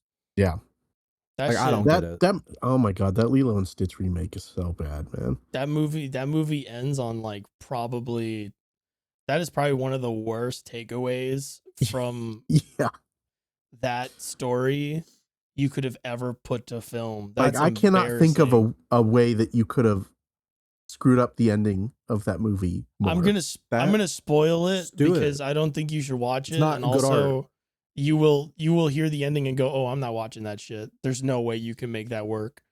They don't stay together. Yeah, they literally get broken Yeah. up. They get broken up, and Nami, that's her name, right? Nani, right? I think is her Nani. name. Yeah. She goes Uh. to study marine biology in California. Girl, you live in Hawaii. You live in one of the marine biology capitals of the world. What are you talking about? Lilo and Stitch move in with the neighbor, right? They get a foster family. Yeah. What? Oh, yeah, that's The- right. They the- do. They get a foster. Yeah, the movie is pro foster family. It loves breaking up, like, families. They think that's awesome. Well, the white people don't care because, it's Pacific Islanders whose families are getting broken up. Yeah. And, that's fine. As long as it's happening to the minorities, it's easier to avoid white displacement that way. Sorry. You're not wrong. Yeah, that movie sucks. Ohana means nobody gets left behind unless you want to go study in LA, I guess. I don't know which case, I don't know if I hate that movie more or the Lion King remake, which is just like one of the most soulless things I've ever seen in my entire life. that one I heard was like pretty bad because it's like, I mean, it it's had a literally bunch of, just Lion King. It's just Yeah. Lion King, but you've made it soulless. with which CG is like- mouths on animals. Yeah. Which is a cardinal sin because Lion King is like unobjectively probably one of the best animated films ever made, right? Yes. So to make something like that just completely soulless is a Impressive. crime. Yeah. You That went Lilo from and Stitch movie made Mhm. $1 billion. Good Yeah, of course it Lord. did. Because people were the thing People about the like movie is that, Stitch. yeah, and the thing about the movie is like the movie is not like, from what I understand, the movie is fine up until the end. Like it's literally the same movie except they just changed the ending to be the exact opposite of what the original was getting at. They do take out what's his name, Captain Gantu. Yeah, there's a lot of little changes I know Yeah. people don't like. They take out Gantu and what's his Why? name is just the villain now, the scientist guy, Jumba. He's just the bad guy the whole time. He's just straight up the villain, yeah. But Yeah, exactly. but Which doesn't really make sense. I fucking hate the that way whole Disney story, too. pretends. I hate the way Disney pretends to be a fucking like liberal powerhouse when it's like everything you put to film, everything you're making is like so obviously like a fucking trad family's like wet dream. Like, Yeah. oh yes, we're going to adopt the child of color. Oh, the 20-something-year-old is going to go study in LA and finally pursue her dreams of being in STEM. Like, I fucking hate it. I hate it. Like, it's so like Yeah, and fabricated. you It's take so out the obviously, redemption arc for Jumba, and that just completely kind of like kills what his character's about. Yeah. Yeah, when he, the whole point of him is like he realizes, no, actually I do kind of have an attachment to like the things I've created. Like I am this thing's father. Like Yeah, it like literally like his whole character is that he's like, oh wait, no, like these are I'm not just the soulless evil scientist. these aren't just like like things. These are like basically my children. I Yeah, am 'cause going to like I'm going to reflect on this and I'm going to be better and I'm gonna like spend time with my kids. If you take like, yeah, the ending and then like the whole show that spawned after it into consideration, you're just like, yeah. Like that show- have reformed you- bad guy thing is like really like it's that show's good. great, by the way. The show's great. Yeah, I love the Lilo and Stitch show. Yeah, the GBA game is also Disney very good. used to have good shows. Like I love the Lilo and Stitch show. The Hercules show was really good. Yeah, I like Emperor's New Hercules, Groove too. show was really good too. Yeah, it's fantastic. I love the premise of Cusco never finished high school. He's got to Yeah. go back. Like, that's Unfortunately, we live in the era of Disney Plus, so all Disney shows bad now. Yep. Yeah, All of I them. just. It's crazy. And of course, like those, it doesn't really matter whether or not Disney makes good stuff or not anymore. Like, it's it's sort of going back to like what we were talking about, where it's like a lot of this stuff doesn't really care what it's saying anymore, or it doesn't really care to like tell a story or add to the conversation because the audience doesn't really care that much. Like, Disney adults are going to go see anything Disney puts out, even if they don't like it, even if they were burned in the past, because their whole thing is Disney. Your hobby is no longer a thing that is unattached to a particular brand. If you are a movie person, you're like, oh, I'm a Marvel movie guy. If you are an animated movie person, you're like, oh, I'm a Disney guy. If you're a video game person, it's like, oh, I'm an Xbox guy. I'm a PS5 guy. I'm a Switch guy. I'm a Trails guy. I'm a Dragon Quest. Like, I was it's like, just okay, like, who's this about? but it's just like, Wonder who that's for. like that's just like the thing that a lot of people do now, where instead of having like Yeah, you're the the guy hobby, of blank. you are like there was like this back in the day when I started doing like YouTube stuff. It was like, oh, you got to find a niche, Mhm. right? And like people that attitude is wasn't just like about being a YouTuber. That was like everybody wanted to find a niche within the hobby that they could be considered like A guy of. the guy of, right? But now what you've ended up doing is you've created a situation with a lot of people have created a situation where they cannot divide their hobby from the specific license that they have decided to make that hobby about. Um, and so what ends up happening is you kind of beholden to whatever company or brand puts something out. You're not really discerning, like you're not opting out of certain things because you've created a situation where you cannot exercise your hobby without this specific entity existing, because you've become the Disney adult. So it's all Disney stuff. So if Disney decided not to make anything, you wouldn't have a hobby because it's not I think about, like Star Wars content yeah, creators are a really good example of that too. yeah. Like if Star Wars stopped Star Warsing, the content creators would be out of a job, but like the Star Wars hobbyists would have nothing. And so it's like, well, be a sci-fi person. It's like, no, I don't care about sci-fi. I don't care about that stuff. I just care about Star Wars. And it's like the hobby is no longer this like broad concept, or an interest. The hobby is now a specific brand. The hobby is now a specific IP. And I think that's a problem. I think that's something that we should change. We should pull away from, because But also, like, it creates this scenario where the companies that you're beholden to are just going to put out crap because they know you're going to buy it. but also it's like I think like culturally we're in a bit of a weird spot right now because uh both like our generation and the generation before never really like learned to stop playing with their toys. I agree. Like, I think there's like this, like, I mean, I've talked about it I made a couple of videos about it where it's like our generation, especially, we were raised to be good consumers Yeah. Yeah. for companies, not good consumers as like responsible ones that are like self protecting, We put a lot of value into material. yeah, into that stuff, mostly because like we grew up in the time in which like the boom of the internet, like they got really good at selling us crap. Yes. Like We were on the tail end of the TV generation and the start of the internet generation. exactly. It's just like a double whammy. So like, we're just not, it's why I kind of lament, because when I was growing up on the internet, you used to actually see a lot of like people who, this is going to sound weird.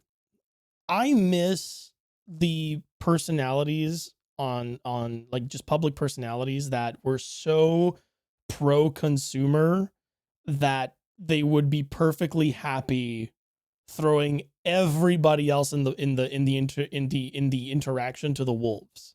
Yeah. Mhm. I miss the very aggressive pro consumer advocates, because you don't have them anymore. You don't have anybody really.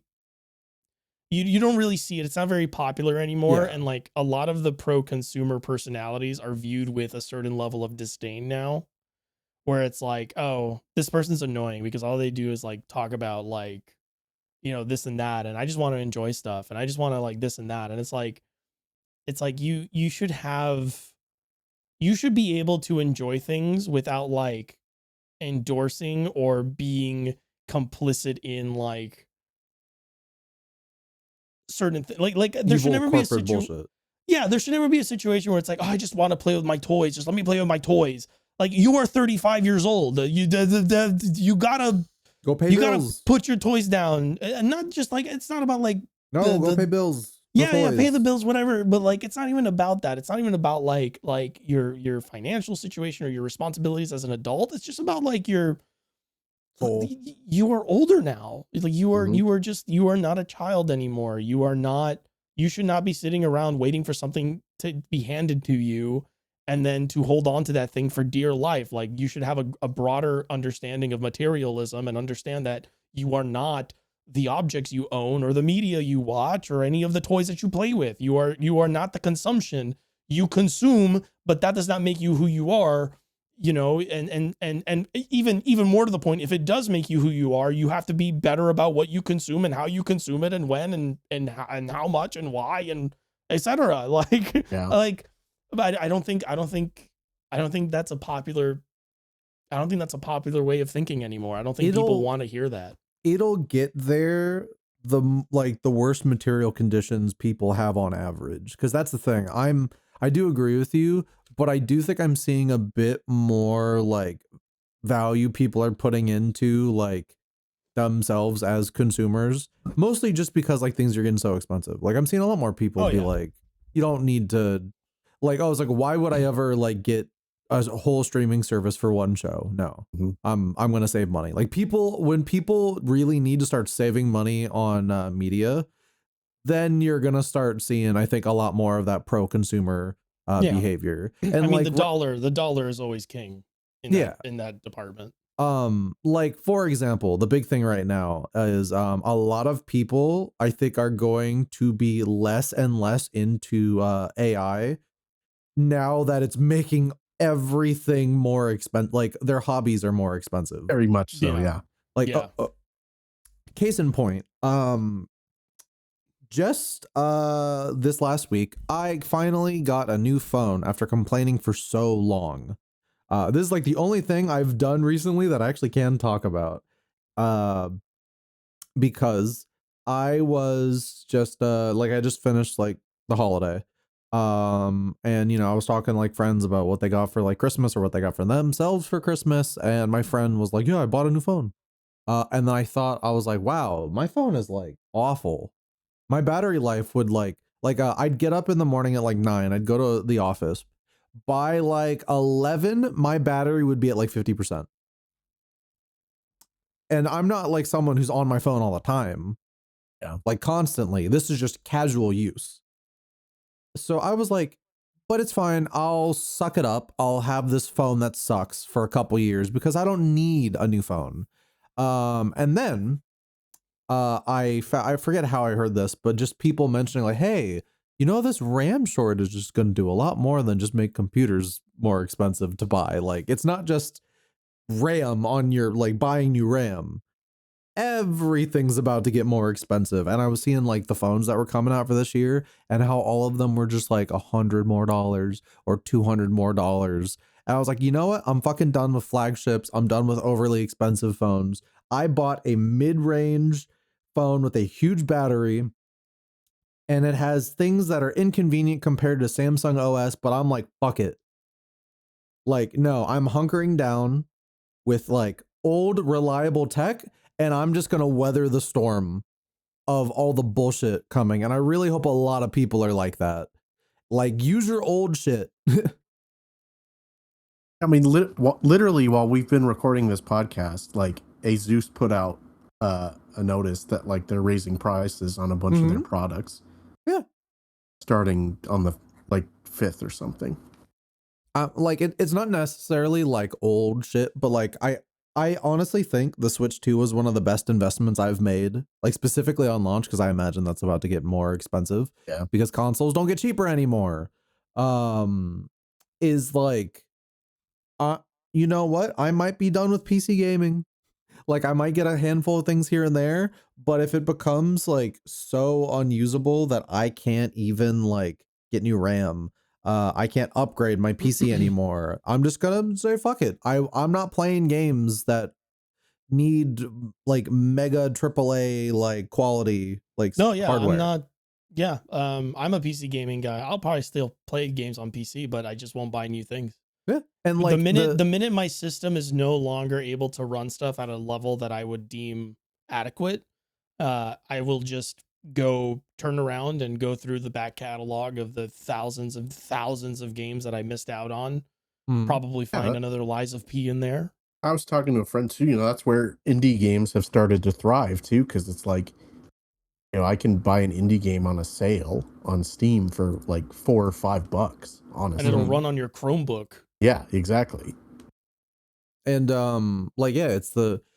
it's one of the reasons why I'm glad as the PS5 is like coming to the end of its run and they're talking about the PS6. I'm like, okay, it's not gonna matter to buy this thing because the Switch 2 just came out and that has PS4 tech. No, y'all are gonna have to keep your games like lower. So no, I'm not gonna get. There's gonna be no like. I sincerely think when the PS6 whenever that happens, there's not gonna be a reason to get that. Like, no, there's gonna be no reason you need to upgrade. Look at how many years we were still getting games that were on PS4 and PS5, like God of War Ragnarok and Horizon, and they're still doing that. Yeah. It's great.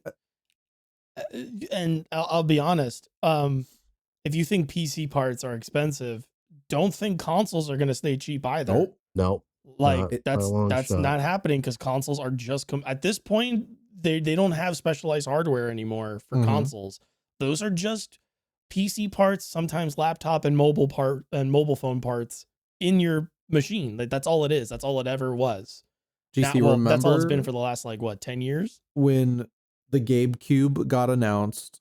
And we never followed up on this. We never did. We got so excited because they floated the idea, and I think to someone at the preview that it was going to be console priced, and then I think some reality shifting of real life happened, and they had to be like, no, we never said that. Why would anyone want to subsidize the price of a console? It's not a console. Why would you think that? Huh? Why would you? Which is incredibly dumb on Valve's end, considering that they own Steam, and so you doing the console manufacturer thing of selling them at a loss to make more money back in games is like the most fucking slam dunk. Like, yeah, duh. Like, we're the fucking monopoly on digital game purchases. Like, of course we're going to sell at a loss, but do you want to talk about like bad consumers though? There are people who were so smug about the fact that Valve was like going to sell this thing at like a ridiculously high price when they had the fucking like that they had the slam dunk. They literally like they're on the court. They have a ladder that takes them all the way up to just dunk the ball and get the point, and they're just like, no, we're not doing that. And I want to make know the price yet. I want to make it clear. Cullen and I argued about the price on that episode. Yeah. And our estimates were different because I was one of those people like, no, it'll probably be like, I think I said somewhere between like 500 and 700. I was like, anything above 700. That's what I was thinking when they first announced it too. Yeah. I was like, anything over 700 just won't sell. That was what I said. And I think we were in agreement. It was like, they can't make it too expensive was our agreed point of like, if it's too expensive, no one's going to fucking buy it. Like I say this, and I say this a lot, even though the industry doesn't care anymore, but it's like, hey, obviously if you want your consoles to sell, you have to sell them cheap. Like I know this would be like crazy subsidized, but if they could get it in that like 400 to 500 range, so you're directly competing with PlayStation, which you should try to be doing. Like I'm not even saying this is good for the consumer. I'm thinking, let me put on my I want to win and make money suit. Cap. Yeah. My hat that I use to think of like corporate people. I go, like people are looking for an off ramp on PlayStation. Like they really are. But and you know what? These fucking people, the problem is that the fucking people that are like in the business parts of like the people in charge of determining like how they're going to sell these things, these consoles and shit, they weren't in the fucking industry 10 fucking years ago or 15 fucking years ago when the PS3 came out and fucking bombed. They're not thinking that far back because they have no fucking clue. They're here to make a short term. They're here to pump and dump. They're here to make a short term gain and get the fuck out and move on to the next fucking industry once this one collapses. That's what they did with the fucking streaming services. That's what they did with the movies. That's what they're doing with this. They're gonna do it they're gonna find the next new thing, and that's why all these fucking people are. That's why you see all these fucking video game executives and tech bros buying into the AI shit, because if the AI shit takes off, they get to abandon the industry they already killed to go fuck up that one, which I hope it gets fucked up because fuck them. But Yeah. you know, like that's what they do. That they don't. That's something that I think some people don't understand about like the business side of the industry is these people are not here because they care about video games. They're not even here because they care about making money and like making sustainable money.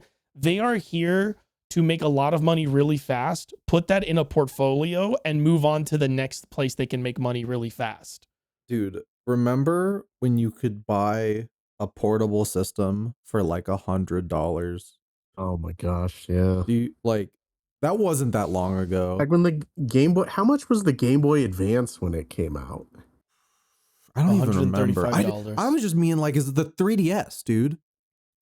You could walk. I worked at GameStop when like that, like the Switch came out and like the 3DS was like sunsetting, and it was like the people were still buying 3DSs and we were selling 3DSs for pretty affordable prices. I'm gonna go let my dogs back in, but I just looked up the price of the Game Boy Color at launch in 1998 in North America. It was $80, $79.95. I looked up Game Boy Advance and it was $99.99 in 2001.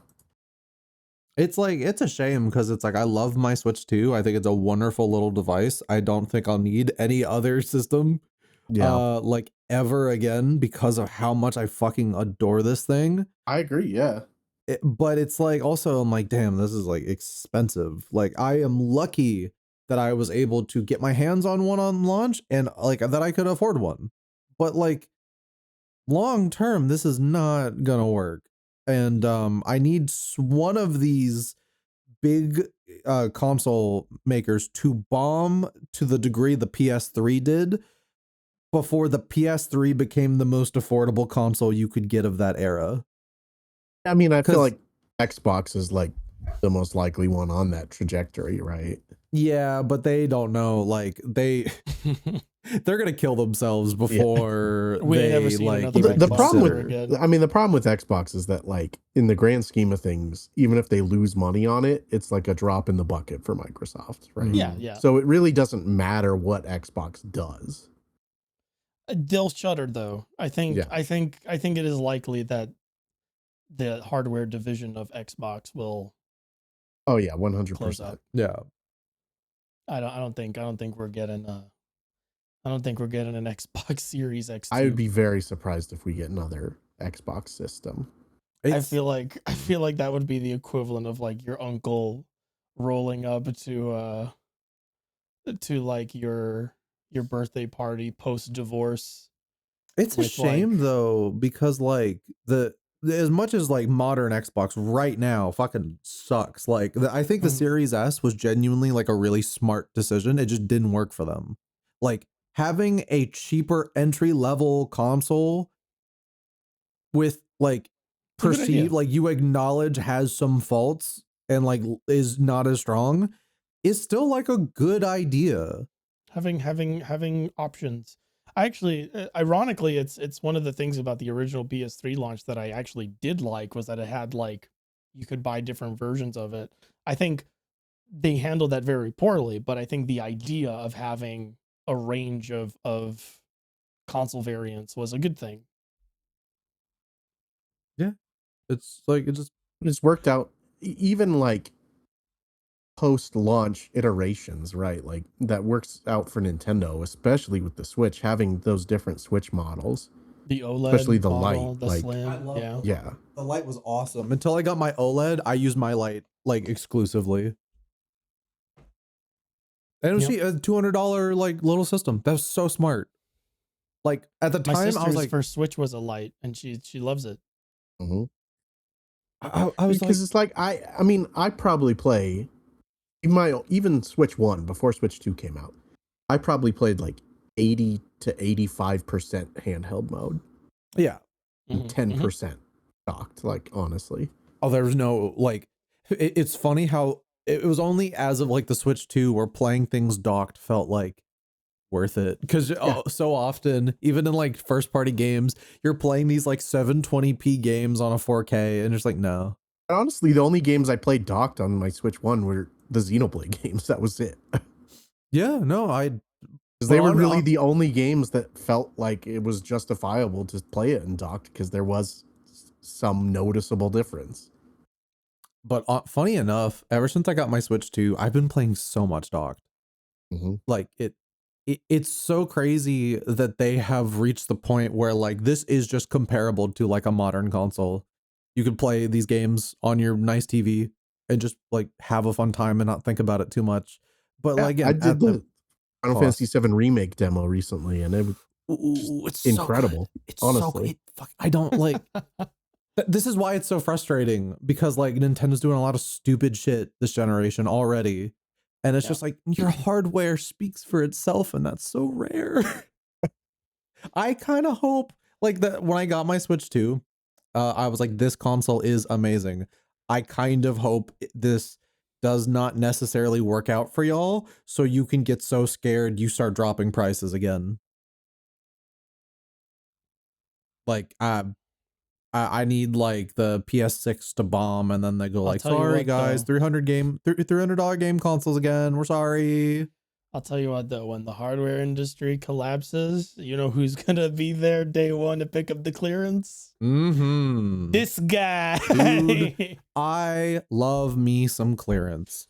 Every time I go to my grocery it has AI store, technology in it. Oh, you mean it's defunct now, so it just doesn't do anything, and it's just a good piece of. Oh, I'll take it. Oh yeah. I'm like, dude, the crazy thing about phones, to like circle back on that, is like I think they specifically make sure phones like stop getting sold much earlier than almost any other hardware, because it's like they don't want you buying a phone that's 2 years old. Oh, 100%. Yeah. And like doesn't have all the AI crap. They would hate that. So like they like, and that's another reason why I literally like I tapped into my like my like cash I was saving for years for a new phone, because I was like, okay, cool. Like I got the OnePlus 13. That was the like late 2024 phone. It still has some like AI bullshit in it, and I had to like all turn off. But I was like, the big thing with this was it was affordable, and it had a huge battery, and everything else was like good enough. Well, they just put out the 15, and I was looking around. It's like, wow, hey, hold on. A lot of stores are not stocking the phone like the 13 already. Like it's already like becoming sold out, and it's just like they don't want you like. They don't want you to. They would hate if you gave them $500 instead of $700. They lose their fucking mind at you just getting something old that works. That's why new phone iterations are so fast too. Like it's less than a year before the new model comes out.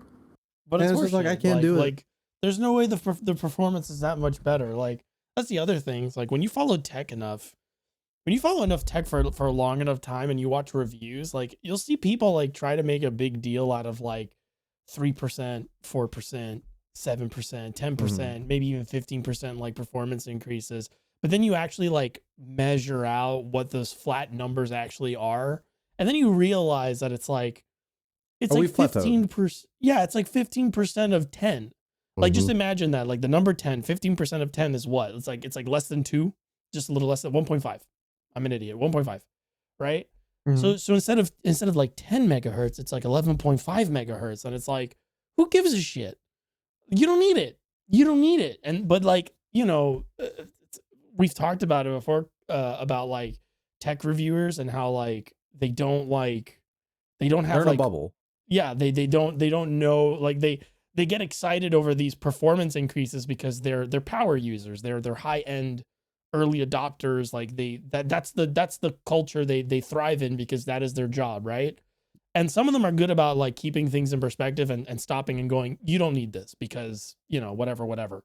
But like a lot of them kind of lean into the wow, this is incredible performance. And it's like, no, it's not. No, it's not. You made the graph to make it look like it's huge, but it's not. They're also terrible, like because they're such enthusiasts that they can't like step away from themselves as the guy who gets a billion phones sent to him for free. Yes. Or is so rich he can buy every phone. So it's like when they talk like this new phone is fucking garbage, it's trash and it's awful, and anyone who has this should die because they're stupid and they're poor. And then you like get the phone yourself and you're like, this is fine. Fine phone. Yeah.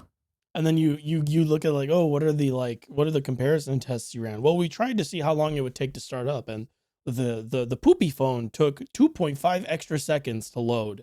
And I'm like, who cares, man? It's the difference between 5 and 7 seconds. And then they'll say some shit like, but those 2.5 seconds could one day save your life. And it's like something like crazy like that. And it's like, we gotta like, I understand, right? Because as tech reviewers, you gotta look at those minutia and that nuance and sort of like explain why that's a big deal for the tech industry at large. But then they forget that they are talking to like low end users. You're talking to, your review show is on YouTube where like an average consumer is going to watch it. You don't need to explain to Silicon Valley why their new product is like huge for the science, because that's not what your show is about. Your show is not about pandering to Silicon Valley. It's about giving consumers like, that's the point of review. That's the point of critique. It's about giving It's about making end money. users the shit. It's about giving them the information that they can use to make a purchase or to know whether or not this is something they should get. And it's like they don't it's all very like, it's all packaged in a way that's very misleading, I guess is the point I'm making. And it's like, fuck. Yeah. No, it's no matter what, it's just like it's so funny that people will tout like YouTube and influencers as like the unbiased like perspectives that we all need, like the people who speak to the common man. But like YouTube has not really been that for a while. Not Nobody. in a long time. Like it's like gaming tech, it's all just like it's people who made their fucking bag and have like rotted their brains with like there's like status. Yeah. And now it's just everyone has a podcast. I mean, all the fucking advice you get as a content creator is like, be nice to the corporations and the companies, because if not, you won't get free games. Yeah. And if So you you don't can't get really free rock the games, boat you too don't get to much. put games out online. If you rock the boat, that's your Or- fault. That's a version of unprofessionalism that we just don't tolerate here, because like we got to maintain a healthy relationship. And it's like, okay, but like, is it that criticizing a product or not overplaying the significance of the product a bad thing to do?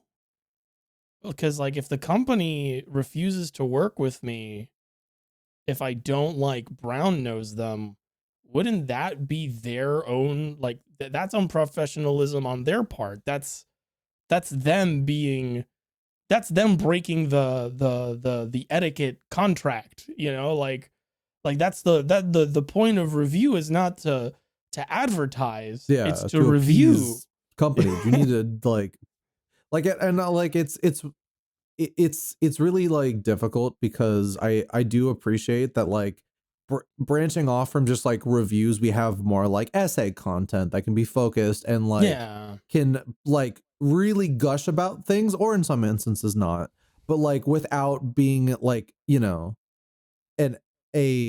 a piece of like criticism exactly, or even like a like basically more artful criticism that is not trying to be product reviews.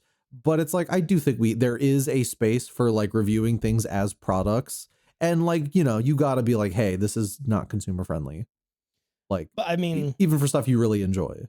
And I mean, the end game is content creators will eventually be out of a job, because as I don't know if y'all been looking at like the GPU stuff, where Nvidia's CEO was like, oh, the prices of a 5090 are going to go from $2,000 to $5,000. It's like, I'm sorry, you gotta like, and it's clearly to gotta cater fix to that. like, but that's because they're yourself. no longer trying to sell the technology to consumers. They're trying to sell it to companies. So what happens to the content creator when the consumers are priced out and they no longer even care to watch the review, because it's like, I have no interest. The whole reason somebody watches a review is because they have interest in the product and they may or may not be buying it and they would like a second opinion. If I'm priced out of a thing, I'm not even thinking about getting it. It's not even like a thing that I want to look into. 2,000 to 5,000 is a big enough difference that like it's not even a consideration at a certain point. Yeah. I mean, 2000 is already not like I haven't been looking at I it 50 agree. night. For most You people. know, Yeah. yeah. Like I'm not fucking spending $2,000 on a GPU. That's enough to buy a pretty decent computer, all things considered. I am sitting on a 3080 Super. If that ever like craps out, you're never gonna see me online again. Well, Like, you're gonna buy a 40 series card that's like heavily discounted because it's old. Well, has that's the great thing, my friend. That has not existed. I know, Like but it's still fairly recent. What's like literally what we were just talking about is like, so the 50 series cards came out this year, and then in my mind I was like, okay, this is my moment. I'll upgrade to the 40 series card, and then I'll sit on that for a while, and then I was like, oh no, Because half of the 40 series cards were destroyed by mining crypto. The other half have been scalped to shit by people trying to make as much money before they get their 50 series as possible. Yeah. And it's just like, well, I'll rock the 30 series, and I'm getting used to it, and I like it. It's a great time to get really into AA games. Not a bad card, and I'll be honest, the AAA games that you can't run are just poorly optimized. Yeah. No, for real. You had a bad experience where you bought that card specifically to play Monster Hunter Wilds. No, I had the card already. I bought the processor. Right. And like, unfortunately, like that game just runs like shit. Like it has nothing to do with your specs. Like, but like, I think thankfully most of the other AAA things that have come out recently do not require that intense of hardware. And also, this is sort of like a silver lining is that they want to target people that want to play in 4K. The reality is that with bigger resolutions you get diminishing returns. So it looks great, don't get me wrong, but it requires so much hardware processing for something that honestly, when you are for movies, right, 4K is really, really important, I feel, because like or like better resolutions for movies is like cool because you're just watching. When I play a video game, I'm too wrapped up in whatever the fuck it is I'm doing to be like, wow, 4K resolution, so good. Like I'm not. That's why I don't play in 4K. I'm still a 1080p player. Like I have not moved past 1080p. Because you get diminishing returns when you play games at higher resolutions, because if you're playing stuff that's really fast paced, or if you're really concentrated on whatever the hell it is you're doing, you don't have time to realize that you're playing on a 4K thing. And also it's a big investment and big hardware thing. So like the silver lining of this is that as they target higher and higher resolutions, a lot of cards that don't target those resolutions, that don't target those like frame rates and stuff like that, they will eventually get cheaper. There'll be like it's like an upside down bell curve. It happened with like the retro PC market, where it's like retro PCs were like dirt cheap for a while, and then like people caught wind of it, and it became like a hobby, and enthusiasts became taking note, and then scalpers took note and started like scalping their like on same like thing old with PCs. CRTs. Yeah, exactly. So there'll be like an upside down bell curve. I forget what it's called, but it's you get, once it hits that bottom, that's when you opt in and you go, okay, 1080p, 120 FPS. You could even do 60 FPS because who gives a shit? But like, those parts will become cheap. And if you're like the kind of person that is like not trying to like hit these like insane, like, I'm sorry, but this is we're going to get into frame rate stuff. Like, yes, there's a difference between 30 and 60. Yes, there's a difference between 60 and 120. But once you get past 120, it gets a little, the human. No, yeah.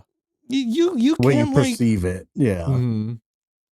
Like the higher frame rates you get, the harder it is to tell. There's a difference. Well, but okay. like, you know what that's for? You're gonna hit the human soft cap of being able to read the frame rate on a screen. Oh, you're right. And I know because I'm guilty of this, because I'm like, so my monitor is a 1440p. It can do up to like 180 FPS. I literally just picked that because it was like, oh, this also has a really high frame rate. Like it wasn't like I need to 102 million FPS gaming. I was like, oh, cool, 180. And it's like all it does is when you play a game that can do a really high resolution and a really high frame rate, you just sit back and you go like, that number's really big. I'm so good at gaming. Like I was literally playing Trails Through Daybreak like 1 on my like PC, and that game can mostly run on a potato. And I was just like playing it with no upscaling at like a really high like frame rate. And it's just me going like, ha, 180. That means I'm enjoying the game more frames. But see, I don't even play with FPS counters. Like I don't know what frame rate my games are running at when I'm playing them because I don't I have care. the Steam one on, but it's mostly like for troubleshooting. Like if something feels off, I'll turn it on and be like, okay, what the fuck's going on? But like otherwise, like I don't have it on. Like if I don't notice, then I don't have a problem. There's no problem. I'm a troubleshooter though. Like and I've had to work, like I used to have to work a lot more with my hardware to get it like behaving. Yeah. And I kind of just never turn, like, because the Steam built-in FPS counter is just great. So then I can go like, cool, I think I need to fix X, Y, or Z thing, or like basically it's like it allows me to like go in, tweak my settings, and then if I need to go tweak some more, like I'll do it. But like I definitely would never want like a FPS counter on a console or something, because the only time I really care about FPS is when I play like Final Fantasy 14 or other MMOs, just because sometimes in like really intense raids that can kind of matter for input like lag and things. Like a fighting game too. Yeah. But even then, it's like server tick rate is probably more important than your frame rate in those games too. So like, and it's just for people listening who are like, oh man, things are gonna get expensive. Hold on to your stuff. Hold. Trust me. It will go back eventually. Even if this fucking bubble doesn't pop, the old tech is gonna get cheap because people are gonna fully adopt the new shit. And if you don't adopt it, you will save a ton of fucking money. I just don't get why like Nvidia's doing this and the rest of the market is like, why would we do that? Compete? What? Well, you want Nvidia, us to offer there's like a whole history with that where like Nvidia is literally like Nvidia basically like staged like a financial coup, where they are now the monopoly and you can't really like compete with them. Yeah. AMD's kind of doing it, but not really. But why? Like because the economic model is fucking busted because businesses are ran by con artists who are literally just trying to screw each other over at every possible moment. Nobody actually wants to do real business. They are competing. They treat it like a sport where there's a loser and a winner. Though? No, competition. There are losers and winners in the business world when you compete with them, right? But like you want healthy competition, because the idea being is that with healthy competition, you make better products. Yeah, right. We had that in the PS4 Xbox like gen of like it felt like an active competition that benefited the consumers and the industry. Mm-hmm. Yeah, it benefited everybody. But that's not how business is conducted anymore. It's not about healthy competition. It's not about fostering the stability of the industry together and making sure that we all sort of benefit from our mutual exploration and research into this thing. It's about shutting the other person out. It's about having total control over the thing. It's basically run by a bunch of men who hate their fathers. And like, it's just the that's the sad fact of the matter. And now Nvidia is like the only thing keeping the stock market alive. So everybody's like the GDP of America, basically. Yeah, everybody's pumping the fucking stock and be like, please don't collapse, please don't collapse, please don't collapse. And it's just like, this is embarrassing. I feel like if you took like a financial, like a marketing analyst or a stock market analyst from like 15 to 20 years ago and showed put him in the modern thing today, he'd kill himself. Well, he'd probably be like, what the fuck are you doing? He'd probably, like, all those people would probably be like, This is insane. What is wrong with you people? Like, why did you do it like this? Why did you allow this to happen? Of course this is a bad idea. Fucking anybody could have told you that. But again, you know, you have a bunch of fucking people who There are many such situations like that. Yeah. Right now. It's embarrassing. I don't know how or why. I don't know who to blame anymore, because like I feel like the baby boomers are on their way out and the Gen Xers are taking over. And the Gen Xers are just like, the baby boomers were like, I think woefully ignorant, but the Gen Xers are like evil. They're like full in on the Kool-Aid. Mm-hmm. I think Gen X might be like one of the most evil generations. I don't know what I don't know how we're gonna, you know. Well, I don't know how we're gonna clean it up.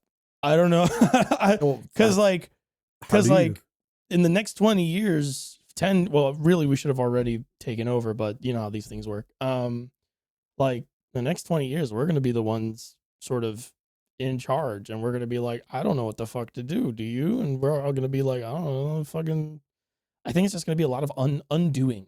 Yeah, I mean that's been a lot of our lives. Has been spending it on the back foot, you know, and like that's just kind of what we're used to. You can't like come Happy to New power, Year, everybody. Yeah, Happy New Year. You can't come to power if you're always playing defense. Like you can't make the best of your life if you're trying to just survive. And it's just like all these like old fucking people are just coasting, like fucking all these like corpses that are in like Congress and the Senate, and they just don't want, no one wants to budge. Bro, and you got skeletons running the house. It's scary. My friend was there when Mitch McConnell like had his like stroke or whatever the fuck it was. When he froze. He looked dead ass at my friend. Yeah. Like my friend thought he did something wrong because he looked at him, and that's when it happened, and he just locked eyes with Mitch McConnell while the guy had his whatever the fuck that was. And he was like, I think I'm gonna get fired. I think I just beat Mitch McConnell in a staring contest, and he died. Insane. Is he dead? No. What? He's still there. How? I feel like it's this is not a saying anything should happen, but he's old, okay? He's very old. He's old. Like we're not gonna get like a scandalous like story about Mitch McConnell going. It's gonna be, and Mitch McConnell was found dead on his toilet today. Anyway, next on the news, President Jake Paul is going to reports have a boxing he had just match. Lost he had just lost the daily Wordle on the toilet. Flatlined. Ironically, word of the day, heart. Aw. I think everything's gonna be okay. Just don't Jake look Paul outside. got his ass beat. Andrew Tate got his ass beat. Yeah, but both of them were like, I meant to do that. And then their fucking fans are like, yeah, that's grind set. Yeah. Getting your jaw broken in 2 places is the alpha male grind set, bro. He's gonna come back stronger. He'll never get knocked out by getting hit in the jaw again. He's got no nerves there now. That like Andrew Tate bet against himself, so he just like, he's got a bunch of money out of it. What a loser. Well, that means I mean, if it's illegal to do that. Yeah, who's gonna fuck? Like, that's the thing. I mean, it's also illegal to traffic people. I mean, if he openly admits to betting on himself, he openly admitted to so many crimes, man. Yeah, it's true. It's true. Like nowadays, like crime is legal. You can do whatever you want. Dubai, right? Oh, okay. I think so. Wait, what? I think they live in Dubai. I think it's really funny. I think it's really funny that the alpha male people went from like being a badass is so good, like that's what it's about, to like actually letting yourself get your ass kicked for the bag is like the most alpha thing you can do. And also running away when you get caught doing crimes is also like the most manly thing you can do. Meanwhile, they're all fucking jacking off to insert movie about guy in prison here. Well, see, the thing is though, like that worked, their whole shtick worked really well when like their ideology was not in power. So they could be like the little guys. And then, because they're the little guys, they're like, oh well, it we never achieve anything anyway, so like, we're trying, and like everyone saw this like value that like they had to put up this like front of being so cool, but now they're all successful and they're just being dumbasses, and they have to pivot to like it's awesome to shit yourself on in like the boxing ring. It's It's the like really fascist cool. it's the fascist ideology of I am simultaneously the underdog and also the eternal champion at the same time. And I'm the littlest and biggest I'm guy. I can't be a loser, but also I want you to cheer me on like I have lost before or like I'm losing because I want to win with you believing that I should be the one to win. Hmm. Anyway, That's I think tiring. well, do you have any questions? I think we have some questions. Yeah, I was like, Yeah, didn't we we just do. go? We went. This isn't going to be a long one. It's not. Sorry, We'll be Hayes. done with these questions. Oh, it's fine. I knew what I signed up for. Hell yeah. Mm-hmm. All right, I gotta figure out like how far back to go. Done. Wait. Do we actually have like way more? Yeah, we have a lot of questions. Okay. We're gonna get through as many as we can get through, and we'll try to be quick on them because we do have a lot. All right. I think it's Rambro. Yeah, Rambro asked, what is Hayes' least favorite food? Oh yeah, I did see this actually. I thought I was gonna answer something generic like pizza, but like 5 or 6 months ago, I tried at this breakfast place. Do you know what a croque madame is? This is Yes. familiar. I think I would say that's my favorite food. Now, No, but what's your least favorite? oh, that's least favorite. Oh, Yeah. well, I gave you a double answer. My least favorite is mushrooms. There you go. Really? Croque madame is just like egg on toast. Yeah, with like Holland. Was that a not sandwich? hollandaise. It's got Yeah. hollandaise and it's like a melt. Yeah. Yeah, and it's Ooh, got that sounds so ham as well. Yeah. Ham and cheese. It's a bechamel sauce. I for the last 2 years I've been Sorry, running I didn't answer the actual question. No, you That's said okay. mushrooms, fair enough. But like this reminded me, I've been running a propaganda campaign on my own body and brain to be like, you're gonna like eggs. Cause that's one thing about me is I since I was a child hated eggs. The taste literally like would make me throw up. I don't dislike eggs, but I get why someone doesn't like eggs. It's literally something where it's like, I want to like this. Why can't I? So I've just been like cooking them more. And one of the easiest ways to make eggs that make it actually taste good is just piece of bread, cut a hole in it, cook it on the stove, drop the egg into the hole. Perfect. And this is just it's made me love egg on toast.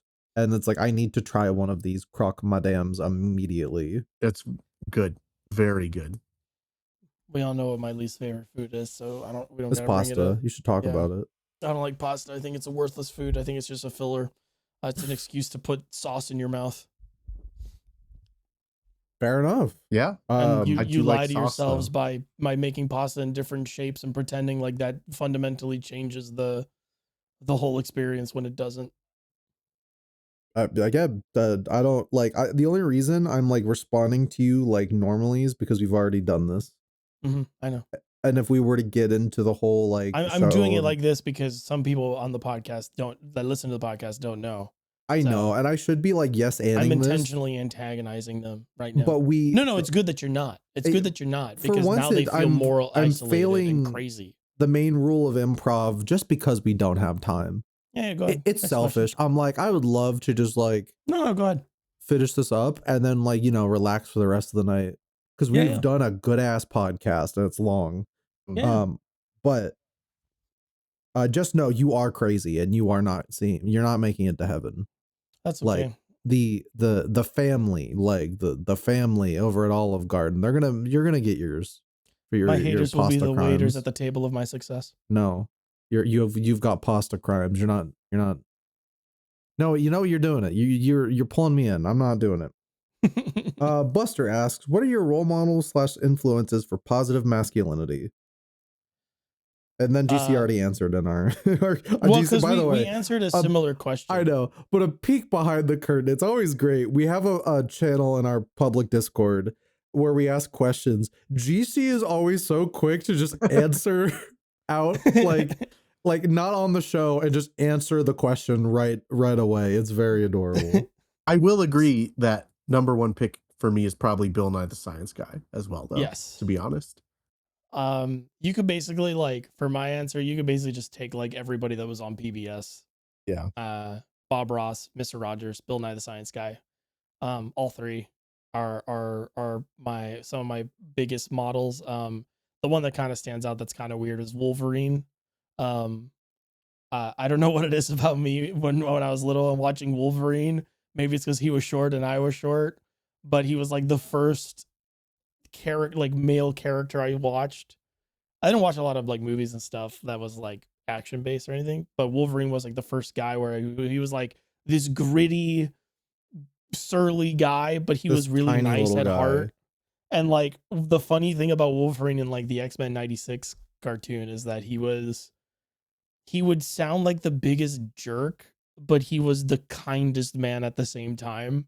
And as a kid, when I saw that, I was like, I want to be like that. Like that's cool. Like he's honest, but not like brutal. Like he's like very like he's like very firm but very kind at the same time. Obviously not in those words because I was like 7, but you know, that's what I got out of that. So yeah.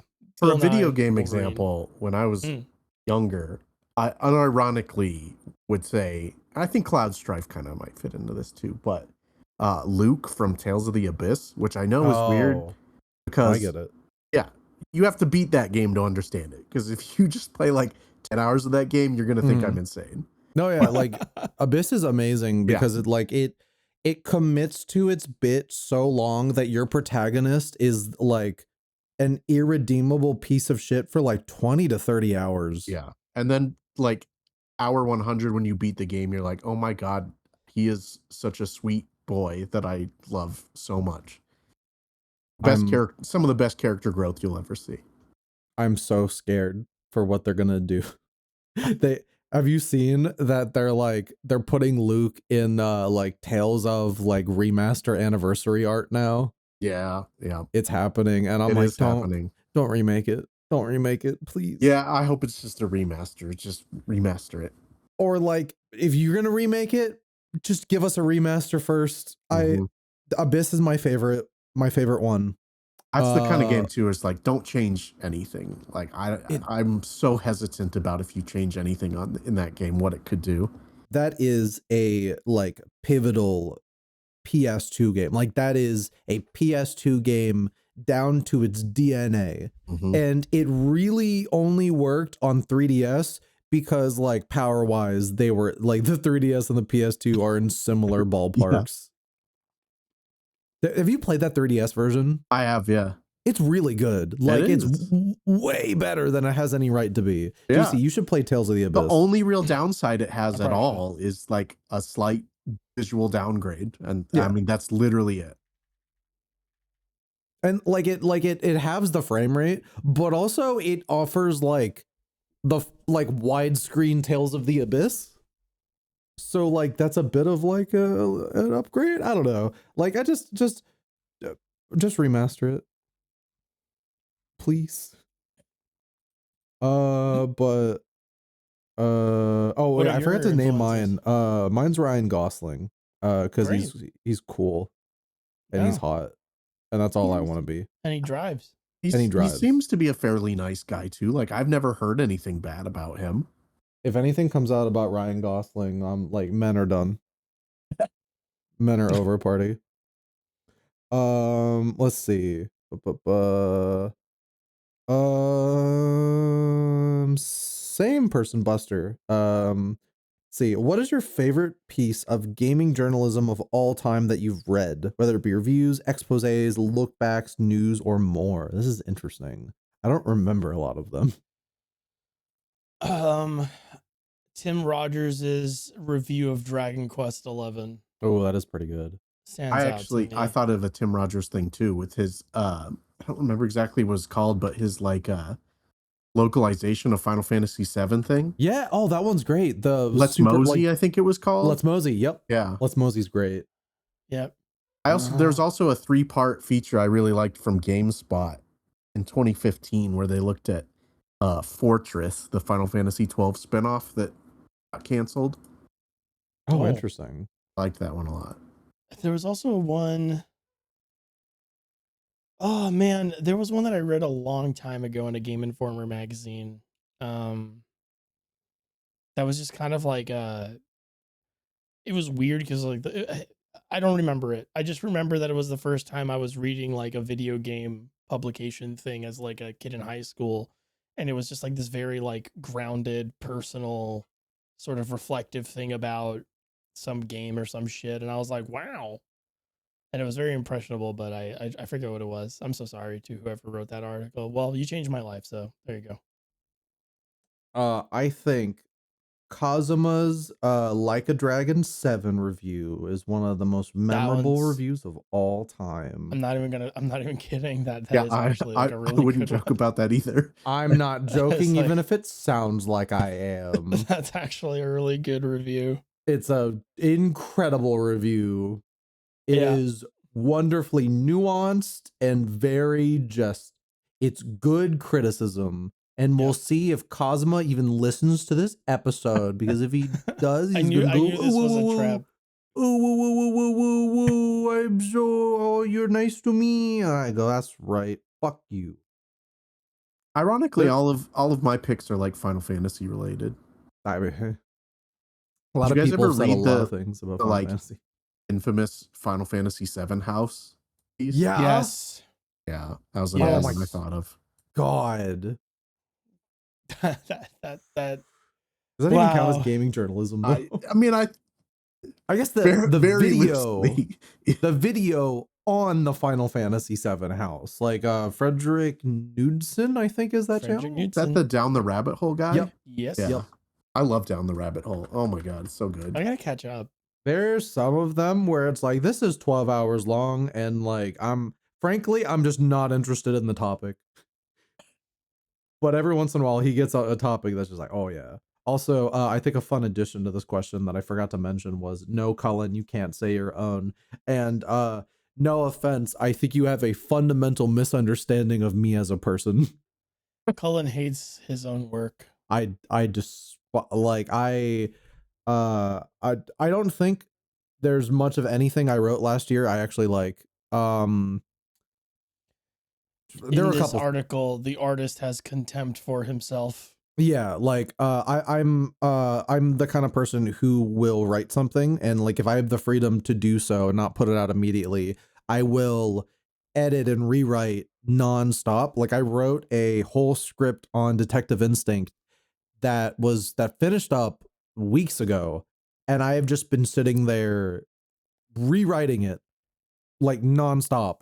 And if I don't get the opportunity to do that, oftentimes I'll just look back on like a certain piece of like an article I wrote and be like, that sucked. Anyway. Horrifying. Yeah. I'm a perfectionist. It's not healthy. Don't do it. Love yourself. Next question. Next question. Matthew asks, and this is interesting. Cullen and Hayes, what's the one thing you have in common that you would consider also a crucial part of white culture rather than just sheer coincidence? Think carefully. I think this Hayes, is do you like to drink? not really. Never I mind. drink, but I don't love to drink. I was gonna say, because I was talking to a mutual on Blue Sky, and I was like, I made a post about like, because New Year's just happened. I got very drunk, as I'm one to do, because I can hold alcohol like you would not believe. It's Didn't I- scary. Didn't the first time I met you, wasn't that I the was drunk. first time you ever drank? No. Oh, was it? But it is one of the drunkest I had ever Oh, gotten to okay. that point. But no, you like when I met Hayes, I was extremely drunk. That's because we were. I shouldn't say this is inside baseball stuff. I shouldn't say it. I mean, like it was the same event that I met Kaz at, and we've talked about that before. Like Yeah. we've been open about that much, at least. There are where it's certain like, people you work with in this industry that you learn very much like to drink. yes, and they treated us. That was the craziest thing. They were real nice to us. Mhm. They had a whole bartender for that event. and that bartender was good. And then we went to a bar immediately after, and like I remember, Then we went to like, a speakeasy. I don't know if you went with us. I don't think I did. You 'cause didn't go to the. Yeah, there was a group of us that went to a speakeasy after that. I think I realized like because I remember I walked out before we went to that bar because I think I had to go to like my room real quick. I remember leaving the event before the bar and was going like, oh, I am struggling walking. Uh-oh.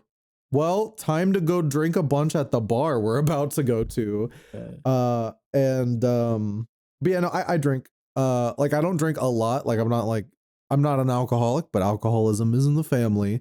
It just means that I'm really good at holding my booze. Yeah. I think I drank like I want to say I definitely had more than like 10 shots of various things at like our New Year's Eve party. But like I was messaging how it's like it's so impressive how the worst hangovers can just get solved by the hearty American breakfast. I guess the point is, and I would agree that like drinking is a fairly vital part of white culture. Well, because then, sorry, not to, but like to get to that point, I was like, and then my friend was like, white people don't have culture. The counterpoint. And I'm like, yeah, that is a pretty, like, I was thinking about like, what is white culture? And it's drinking alcohol and watching things on television. Yeah. It's the big breakfast. I had thought about this too, and the thing I'd come up with, and I guess this is kind of like hyper specific, but like important to like specifically millennial guy white culture. I feel like we all like giant robots. Yeah. Yeah. We dig giant robots. I feel like that's kind of a thing. Dig. Oh, well, I know the whitest thing that we both have in common. We're both Trails fans. I mean, that was the obvious one. Yeah. Well, you don't eat the grapes on New Year's. That's a white person thing. You don't eat the A what? grapes. You don't eat the grapes. The grapes. On New Year's? The 12 grapes on New Year's Eve. When What? the countdown, you eat the 12 grapes. Is that a thing? I've never heard of that. Never heard of this. White people, everybody. There you I go. don't- They don't eat the grapes. The I don't white Do you know people about don't eat the the grapes. Christmas pickle? That's a thing. I know. The The what? what? What? I put this in my newsletter. Yeah, it's like a. Oh, well, we're called out now. I don't know if like don't quote me. I don't know exactly if it's like a Slavic tradition or something, but it's like it's an ornament now. But you have a ornament that's a pickle, and you put it on the Christmas tree, and whoever finds the pickle gets like a extra present or like a little treat. It's a real thing. Google I know Christmas pickle. it's a real thing, but I just like in my head, I was like, I was playing Find the Pickle with my uncle on Christmas. And I just. And then he gave me a good reward. Oh, no. I guess it's a German American tradition, which would explain why I know it because I am Yeah. German American. I'm Scottish. Well, we know a German. We should ask Jake about the Christmas pickle. Did y'all Yeah. find the Christmas pickle for Christmas? We got to Just know how saying. far back it goes because it might just be a diaspora thing. It could be, yeah. Well, there you go, folks. The white people don't eat the grapes. Yeah, the white people look for the pickle. Next question. Now, Bram asks, what are some things you've heard people talk about for long periods of time but still have no idea what they're actually about? For instance, I hear people talk about the Trails games all the time, but somehow I still have no idea what Trails actually is except for having lots of dialogue and vague mentions of which ones are good or boring, with not even the vaguest idea of what the themes of any of those games are. Yeah, that's I have the best fucking one for this because up until recently, this was exactly it. And even after playing the first one, I still have no fucking clue. And it's Xenoblade Chronicles. And you can go ahead and add Xenosaga and Xenogears to this as well. Everyone talks the fuck around those games all the time. And I don't know what the fuck any of it is about. And then I played Xenoblade Chronicles. I played Xenoblade Chronicles 1. I am also. I got to the fucking end of it and I was like, and my friends were watching me play and I was like, what? And they were like, you know this, you know that. And they were pointing at things on the screen and they were like, you recognize that. And I was like, what the fuck? getting to the end of Xenoblade and not knowing like all What? the shit it's pulling from, like, because like if you are a Xeno fan, you would play Xenoblade and go like, it was a normal game for a while and then it became what I knew and love. But like if you're a new, like you don't know what the fuck these are going on, the last like 30 minutes of that game just goes into some crazy bullshit. It's I'm a big beautiful. like Tetsuya Takahashi is a genius, and Soraya Saga, his wife as well. Haves. Which she just You gotta retired go recently. look It's so at sad. you gotta go look at my fucking media thread entry for Xenoblade Chronicles 1. It is a fucking like it is like being on the search for your lifelong treasure and realizing it was in the room next door the whole time. Like it is like I gotta get back to it. I gotta go play the DLC. My and favorite then thing go is when play 2. people first played Xenoblade first, and they got really into Xenoblade. Then they go back and play Xenosaga, and they're like, "What the fuck is all this Bible shit going on?" Oh my I still god, haven't see, done that's what I Saga. want. Oh, I Maybe the want to most get like there. Bible video game ever made. Honestly, Oh, Jesus is like the Wikipedia page of He's a Jesus guy. Christ on the Xenosaga Wikipedia. He's in there. Who looks like Orlando he's Bloom. basically one of the party members because Chaos is basically like Jesus reincarnated. Which is wild to think. I love those games so much. Oh my gosh. I'm like waiting for the right time to actually give them their due. I don't know if okay, I've actually always really wanted to play Xenosaga 1 and 2 in the form of that like weird DS demake. I don't know if you ever heard of that. Yeah. Where they redid everything and like they did full like script like passes on it, but it never got localized. And I'm just like, someone should fan translate this. And I'll play that. I think there might be a fan translation out there now. I think they've been working on it for a long time, or like it's people have like come or gone, or nothing's ever like really picked up. But like, yeah, I'm really excited for what they have next because it's exciting. That guy became one of my goats like overnight. Yeah. I have tried to get an interview with him for like a decade and it's impossible. I kneel. I bow, I kiss his feet. Like I hate that kind of like language when it comes to people that make stuff, but the catharsis that I experienced where I was like, there is somebody in the industry who writes like this. Like I fucking lost my mind. Anyway, yeah, and have you played more Xenogears? So, what happened? Have you played Xenogears? No, I haven't. You should go back to it because that's a fascinating game too, where you see all that writing, and then you hit the second disc, and you're like, oh yeah, they really like cut the budget for this game. It was great. I was so happy when I didn't get to play Xenogears anymore. And I only got to experience the story of Xenogears, which is the best part of Xenogears. Yeah, I do know because I had a friend that played through the other Xeno games in prep for Chronicles 3, and they were like, just out of fun, like not out of like any sense of obligation, but they wanted to see what he had written. They were curious because they love Chronicles, and I wasn't watching, but I was in the call while they were playing, and they were like, "Oh, the game became a visual novel." It literally does. It does. Whole second disc, yeah. Yeah, and it was just like, and then I would see this, and then I saw the screenshot of the chair and the funny animal friend on the cross. Yeah, that game goes places. Xenogears might be one of the most blatantly unfinished games of all time, and it is still like I have a bunch of problems with that game, but it's hard to not respect. Yeah, very much so.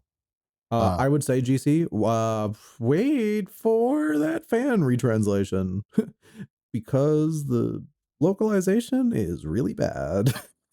A lot of big like bad localization Square era. Like the guys like tried, but it was like one person with that massive script, and they clearly had to rush. So it was like just what it was. Yeah. I guess going back to the question real quick, my answer is Warhammer. Oh God, you're right. Yeah, that's a I've great even one. played like 5 Warhammer games, and I still do not You get still don't why know what the people fuck. enjoy Yeah, Warhammer or what it's about or yeah. anything. Every time I talk to someone about it too, it's lore. It's just lore. Mhm. People tell me lore, and I'm like, but what is it about? I don't want to know the It lore. is. I'll tell it to you. And unfortunately, a lot of the video games don't get this across because a lot of the games are made by people that don't understand what Warhammer is, especially 40K specifically. Um, it's about what you do when you live under um absolute fascism, and like That tracks. what does good look like? Uh, like what does basically Warhammer the way that people who sort of like meet the very fascist imperialist like stuff in Warhammer 40K, the way they meet it in a way that makes it interesting and not just like totally problematic. It's a lot like it's not exactly that. It's like with Star Trek where it's like people take stuff from that idea of Star Trek and then they'll make Star Trek things and they'll kind of miss the point of what makes Star Trek um poignant or good commentary. um you can see this in certain episodes of Deep Space Nine and Star Trek Voyager, for example. But like with Warhammer 40K, it's largely supposed to be about like Rogue Trader, for example, is like one of those where it's like, okay, you are sanctioned to do whatever you want in this world as long as it's in service to the Emperor, right? Which means if you want to be a good person, you have to you are stuck in a fascist regime. You cannot escape it. You are stuck here. You will not change that fascist regime. How do you carve out happiness and some semblance of like, you know, uh positivity, some semblance of change in a system that stamps it out judiciously, religiously, aggressively? And ultimately the answer is you can't. Mhm. And you basically thrash against the inevitability of your demise. You know, it's very grim dark, Yeah, obviously. yeah. But like that's like kind of the point. But yeah, everybody that plays it is usually just like a weirdo that is the same kind of people that are just like really, you know, those guys that are like way too into the Nazi regalia from World War II. Yeah. Oh, Or yeah. the people who really like the Empire from Star Wars. Yeah, like it's like in the same like thing of like, oh, I love being I love a world where I could be a bad guy and like, oh my god, like look at like the you know they're just kind of like way too fascinated by the evilness of it all. And Yeah. it's almost like because they, I mean, Games Workshop had to like make a public statement to be like, hey, we don't tolerate bigotry or Yeah. racism or any of that stuff in this like circle. Like this is not okay. We get that Warhammer 40K like takes place in this setting, but like if that's what you're getting out of it, that's the wrong thing to get out of it. um Yeah. but a I lot of think it's one of people those don't series that's know. just, it's so all encompassing now, too, that it's so hard to Oh figure yeah. out how to get into it. And especially from like a storytelling perspective, right? Because I'm not into tabletop stuff and miniature stuff a lot. So I want like a storytelling perspective of Warhammer.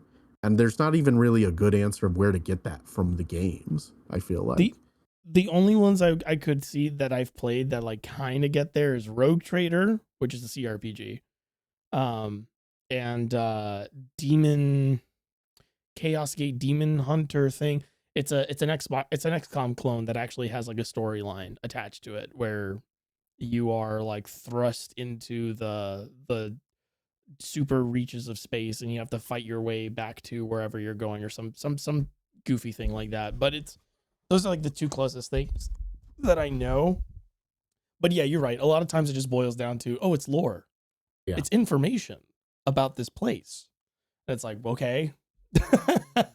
Information overload is the quickest way that I just like completely disengage. Out. Yeah.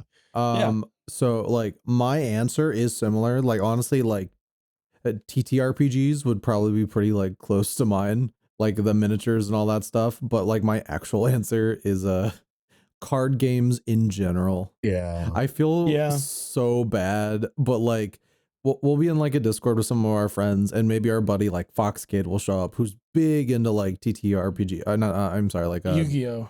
Yu-Gi-Oh, or like knows Magic, like knows ball about like Magic and stuff. Yeah. And like he and GC will have a conversation for 2 hours about the depth of Magic the Gathering, and I just have to like I drool.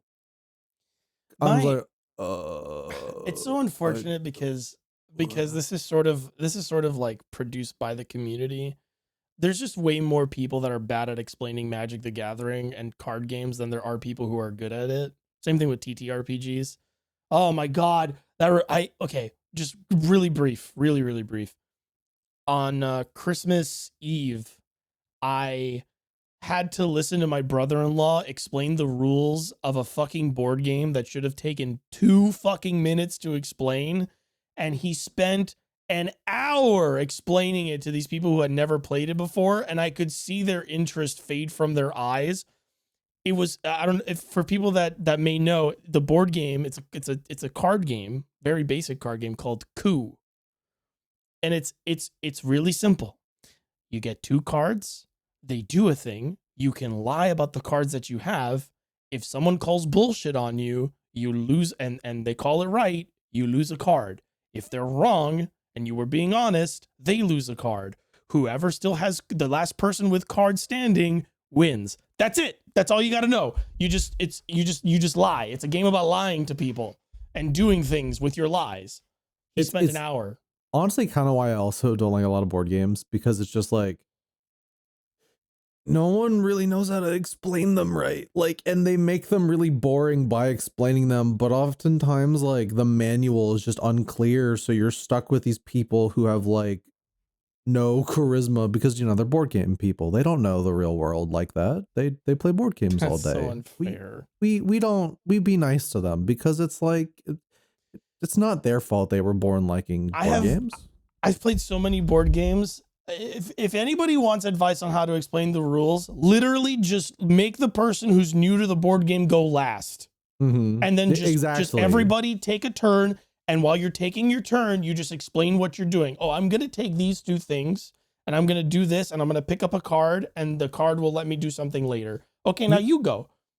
You know what's a really good strat that I've had to have people do for me? Have the new person basically have like have a bit of a handicap of like, okay, so like the person whose board game this is, have them kind of guide the new person like what's best to do, or like if I'll play like a card game do a for the first practice time, round, do a tutorial round. Well, yeah, but literally I'll have a hand and I'll be like, hey, there's no stakes in this. This is my hand. How would you deal with this situation? Yeah, exactly. Yeah. I've literally done that. That's how I taught one of my friends to play Magic. I was like, let's just play and then show me your hand. Yeah. And I'll give you the best option to go with. And then I'll explain very briefly. This is why you want to do this right now. And then on the next turn, I go, remember when you did that? Now you do this because you did that before. And then eventually the person playing goes, oh, okay. And they understand how to like strategize in the board game. And that's it. The rules, if anybody needs to know the rules, they can just go, am I allowed to do this thing? And then you can go yes or no. Yep, exactly. Oh, can I do this? Yeah. Yeah, you can do that. Yeah. Oh, okay, cool. Whoa, I'm learning. Yeah. People are just bad at explaining shit. That's always the fucking problem. Or they explain shit that doesn't matter. Like when someone tells you the TTRPG and it's like, oh, okay, what system are you playing? This one. Oh, okay. What about it? And then they tell you like every single system in it and you're like, and it's just like, roll a D20. That's how my friends got me into TTRPGs. They were just like, don't worry about the rules. We'll tell you what to roll. And then eventually I picked up just watching, just playing. I was like, oh, okay, I get it now. This is a DC. That stands for difficulty check. I have to roll a number higher than that. Oh, I get it now. Whatever. Next question. Yeah. Let's see. Nug364 asks, what is your go-to dish to cook? Curry. I love making a big old vat of curry. More recently, it's chili. I Ooh, love making chili's always chili. good. Chili is a good one. Yeah. I also make traditionally I make picadillo, which is it's like ground beef with like a bunch of other stuff in it, prepared, um, and it always comes out really good because I've gotten really good at making it. I think chili'd probably be mine. More simple answer is I really like grilled cheese, and not like basic Oh, ass grilled cheese with just like American cheese. I mean like Nice. Grilled multi-cheese grilled cheese and good Mhm. bread and artisanal bread. And Mm-hmm. my partner is very picky, so she just wants like the American cheese white bread. But I like more complexity a little bit. have you ever used instant coffee in your chili? Instant. Oh yeah, actually I have. Yeah, Instant coffee is like when you're making a big So good. vat of stuff, instant coffee is like the go-to. yeah. You can It's also really replace it good with like cocoa powder. for like curry. I've noticed. And Yeah, that I works see too. apples. that. Yeah. Oh yeah, there you go. There you Easy question. Next, go. Let's see. I'm gonna skip this question. we're skipping the DVD one. You answered it already. The what? The DVD. I call Oh, her DVD. yes. I will answer your other question, DVD. Don't worry. All right. Snigs asks, has a narrative's last twist slash major plot beat ever made you so hopping mad you wish you hadn't even bothered with the whole narrative in the first place? And there's an example here, but just in case, I don't want to like this could be a spoiler for that thing, Yeah. or at least to like give someone an expectation for that. So we'll just stick with the question. I guess the I easy do. answer for me is Game of Thrones, a TV show, Yeah. obviously. Yeah. Yeah. Yeah. One of the only How- examples where like the ending has been so bad that it genuinely kind of just ruined the whole thing for me. How I Met Your Mother is a similar Yeah. situation. God, that's a 100%. dog shit finale. I can't even go back and rewatch that show. I've tried, and like the ending is so bad and it hovers over the whole thing that it makes you pick apart the fact that How I Met Your Mother is kind of a bad show. Well, because it's just like it stops being a show about like this guy's like like his adventures in romance and like eventually coming to the person that he loves, and it's just like it just becomes a fucking show about a guy who is playing with other people's emotions while he very clearly likes somebody else. Mm-hmm. It's like really gross because it's not handled well with when you know the ending. You're like, oh, this is actually really poorly this is really poorly done in retrospect. My answer is actually Wadjet Games used to make a series called the Blackwell series. It's a series of point and click games. Wadjet Games, by the way, really really talented person. He made I always confuse it with Avowed. It's Unavowed. I believe the name of the game is Unavowed. And the Blackwell series is really, really good. And then the final game in the series that has a final conclusion was so, at the time, I think all those games are still really, really good, but the ending is so like, I didn't like the ending so much that in the video I made for him, I was like, I regret having played all of this because the ending was so, in my opinion, it was such a poor choice that it, in the moment, it like pissed me the fuck off. And I was like really, really like unsatisfied with it.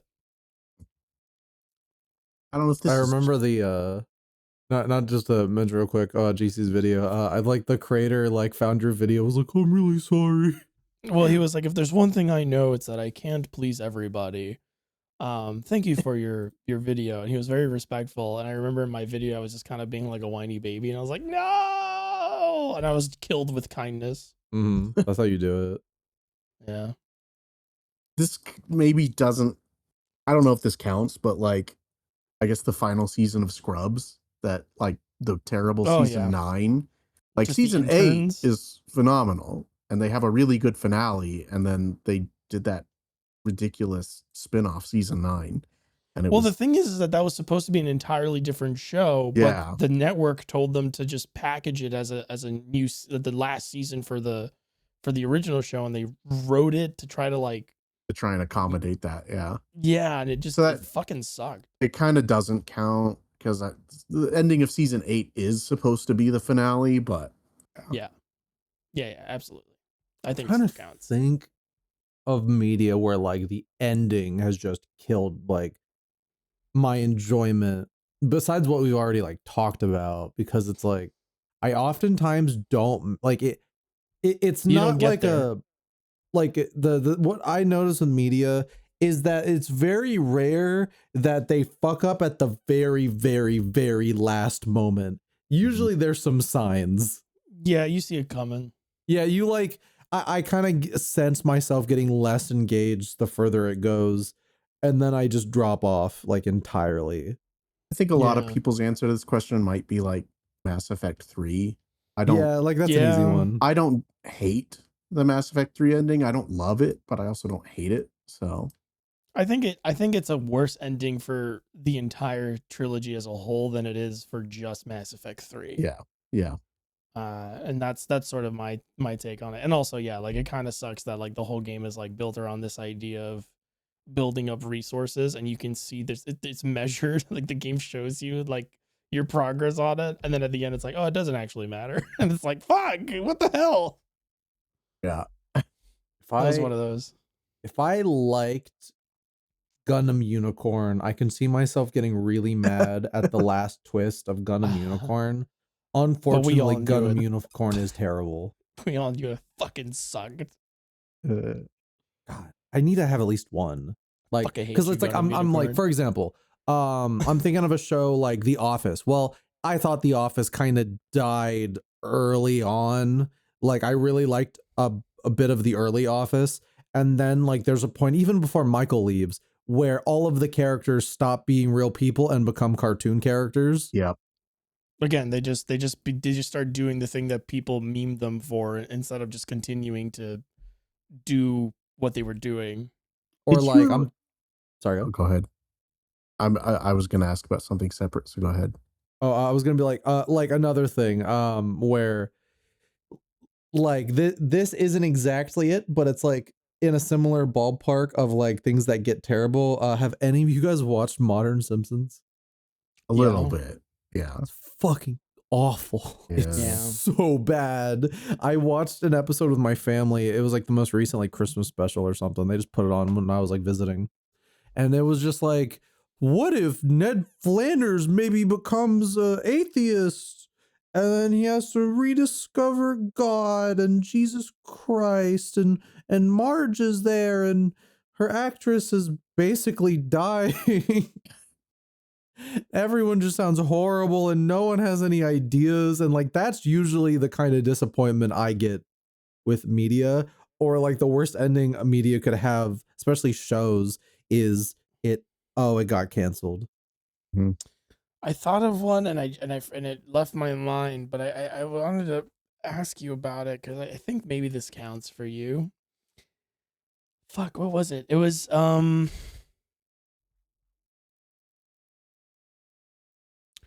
anime that we watched. I think we both watched it together. That's a lot of Gundam. It wasn't Gundam. I was Go gonna ahead. say, you mentioned Gundam Unicorn. What did you think of the Gundam 00 movie? Because I know Oh, that's pretty oh, hated. that Cullen's Ride or Die. Gundam Yeah. 00 Awakening of the Trailblazer is one of my favorite films of all time. Yeah. I I I would watch like I only watched 00 for the first time a couple years ago. But with last year as the exception, because I wanted to give it a year off, I would watch it every year. Like Awakening of the 00's great. Trailblazer. I love 00. I genuinely think Awakening of the Trailblazer is the only way that story could have ended. They were setting it up the whole show. They literally like they look at you at the end of season 2 and are like, well, this if we have more, this is where we're going. And then everyone was like, it just didn't make sense why Gundam had aliens in it. It's just stupid. And it's like it's that level. Like there's so much of the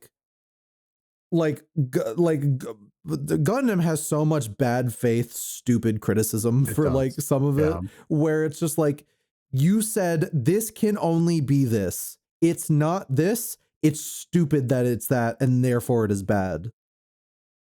It's like, oh, Double O was like,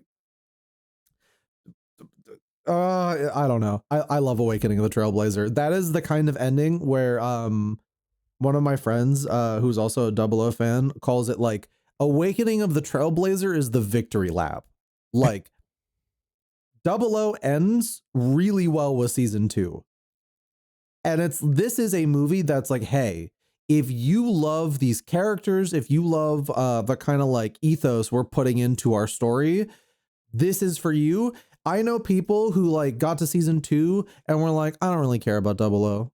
It's whatever. And then watch the movie anyway. And they're like, it's more stupid Double O. And I'm like, this was not for you. No, definitely not. Juicy, were you able to come up with your thing? No, I couldn't fucking remember what it was. I thought of it and I was like, this might be something that would count, but I couldn't remember. So fuck it. Damn. I already answered my part. I was trying to think of one for you. I literally can't, like, I don't get, like, I'm trying to think of like, I what's remember anime? it was a good one. Like whatever it was that I thought of, like I was like, oh yeah, this would probably like be the closest thing, but no, honestly, like for the most part, I guess it is true. For the most part, you tend to know long before something ends. I think you so. see the crash coming. Yeah. You see it and you're just like, well, I could turn away or I could crash into it as well. Next question. Oh, wait, hold on. I haven't seen this directly, but I feel like we would do this question a disservice to not mention The Rise of Skywalker. Oh, yeah. That's what I thought. Okay, yeah. That's what I remember. It's a movie that I liked. That's like the whole movie, though. Yeah, but the whole movie is the ending of a trilogy. Of Star Wars. Yeah.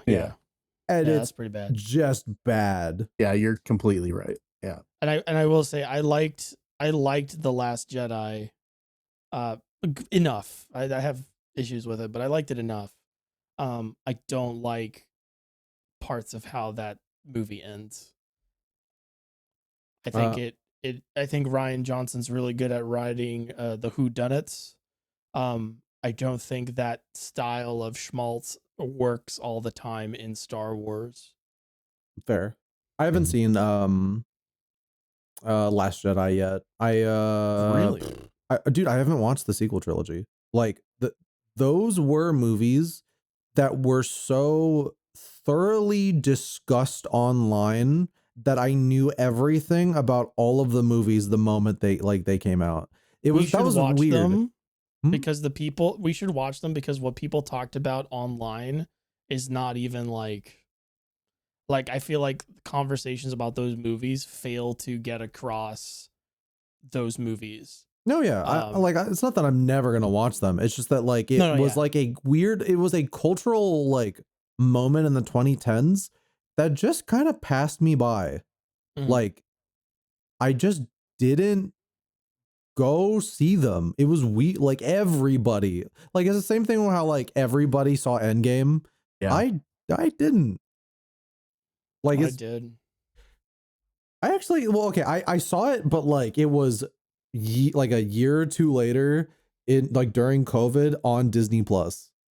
Well, even if you hadn't seen it, it doesn't matter because none of the things that movie ended on matter anymore. Yeah, matter anymore.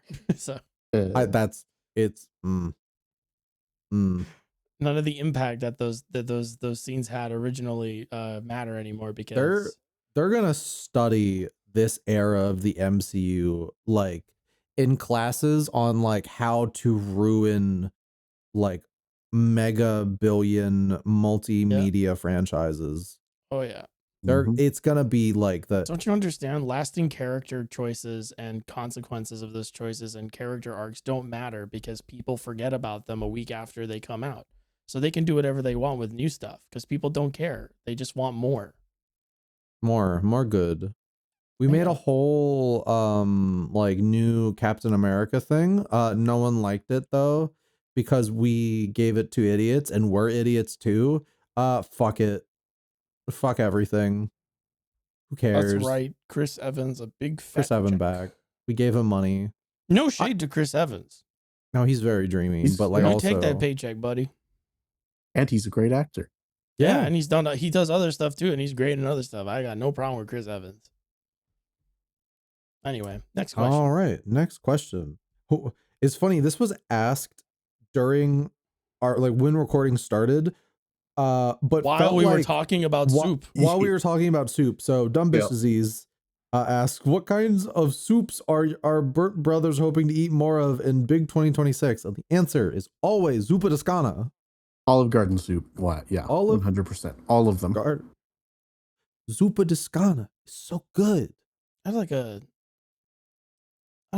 nice hot chicken gnocchi. More chicken gnocchi in my life this year, please. Does chowder count as soup?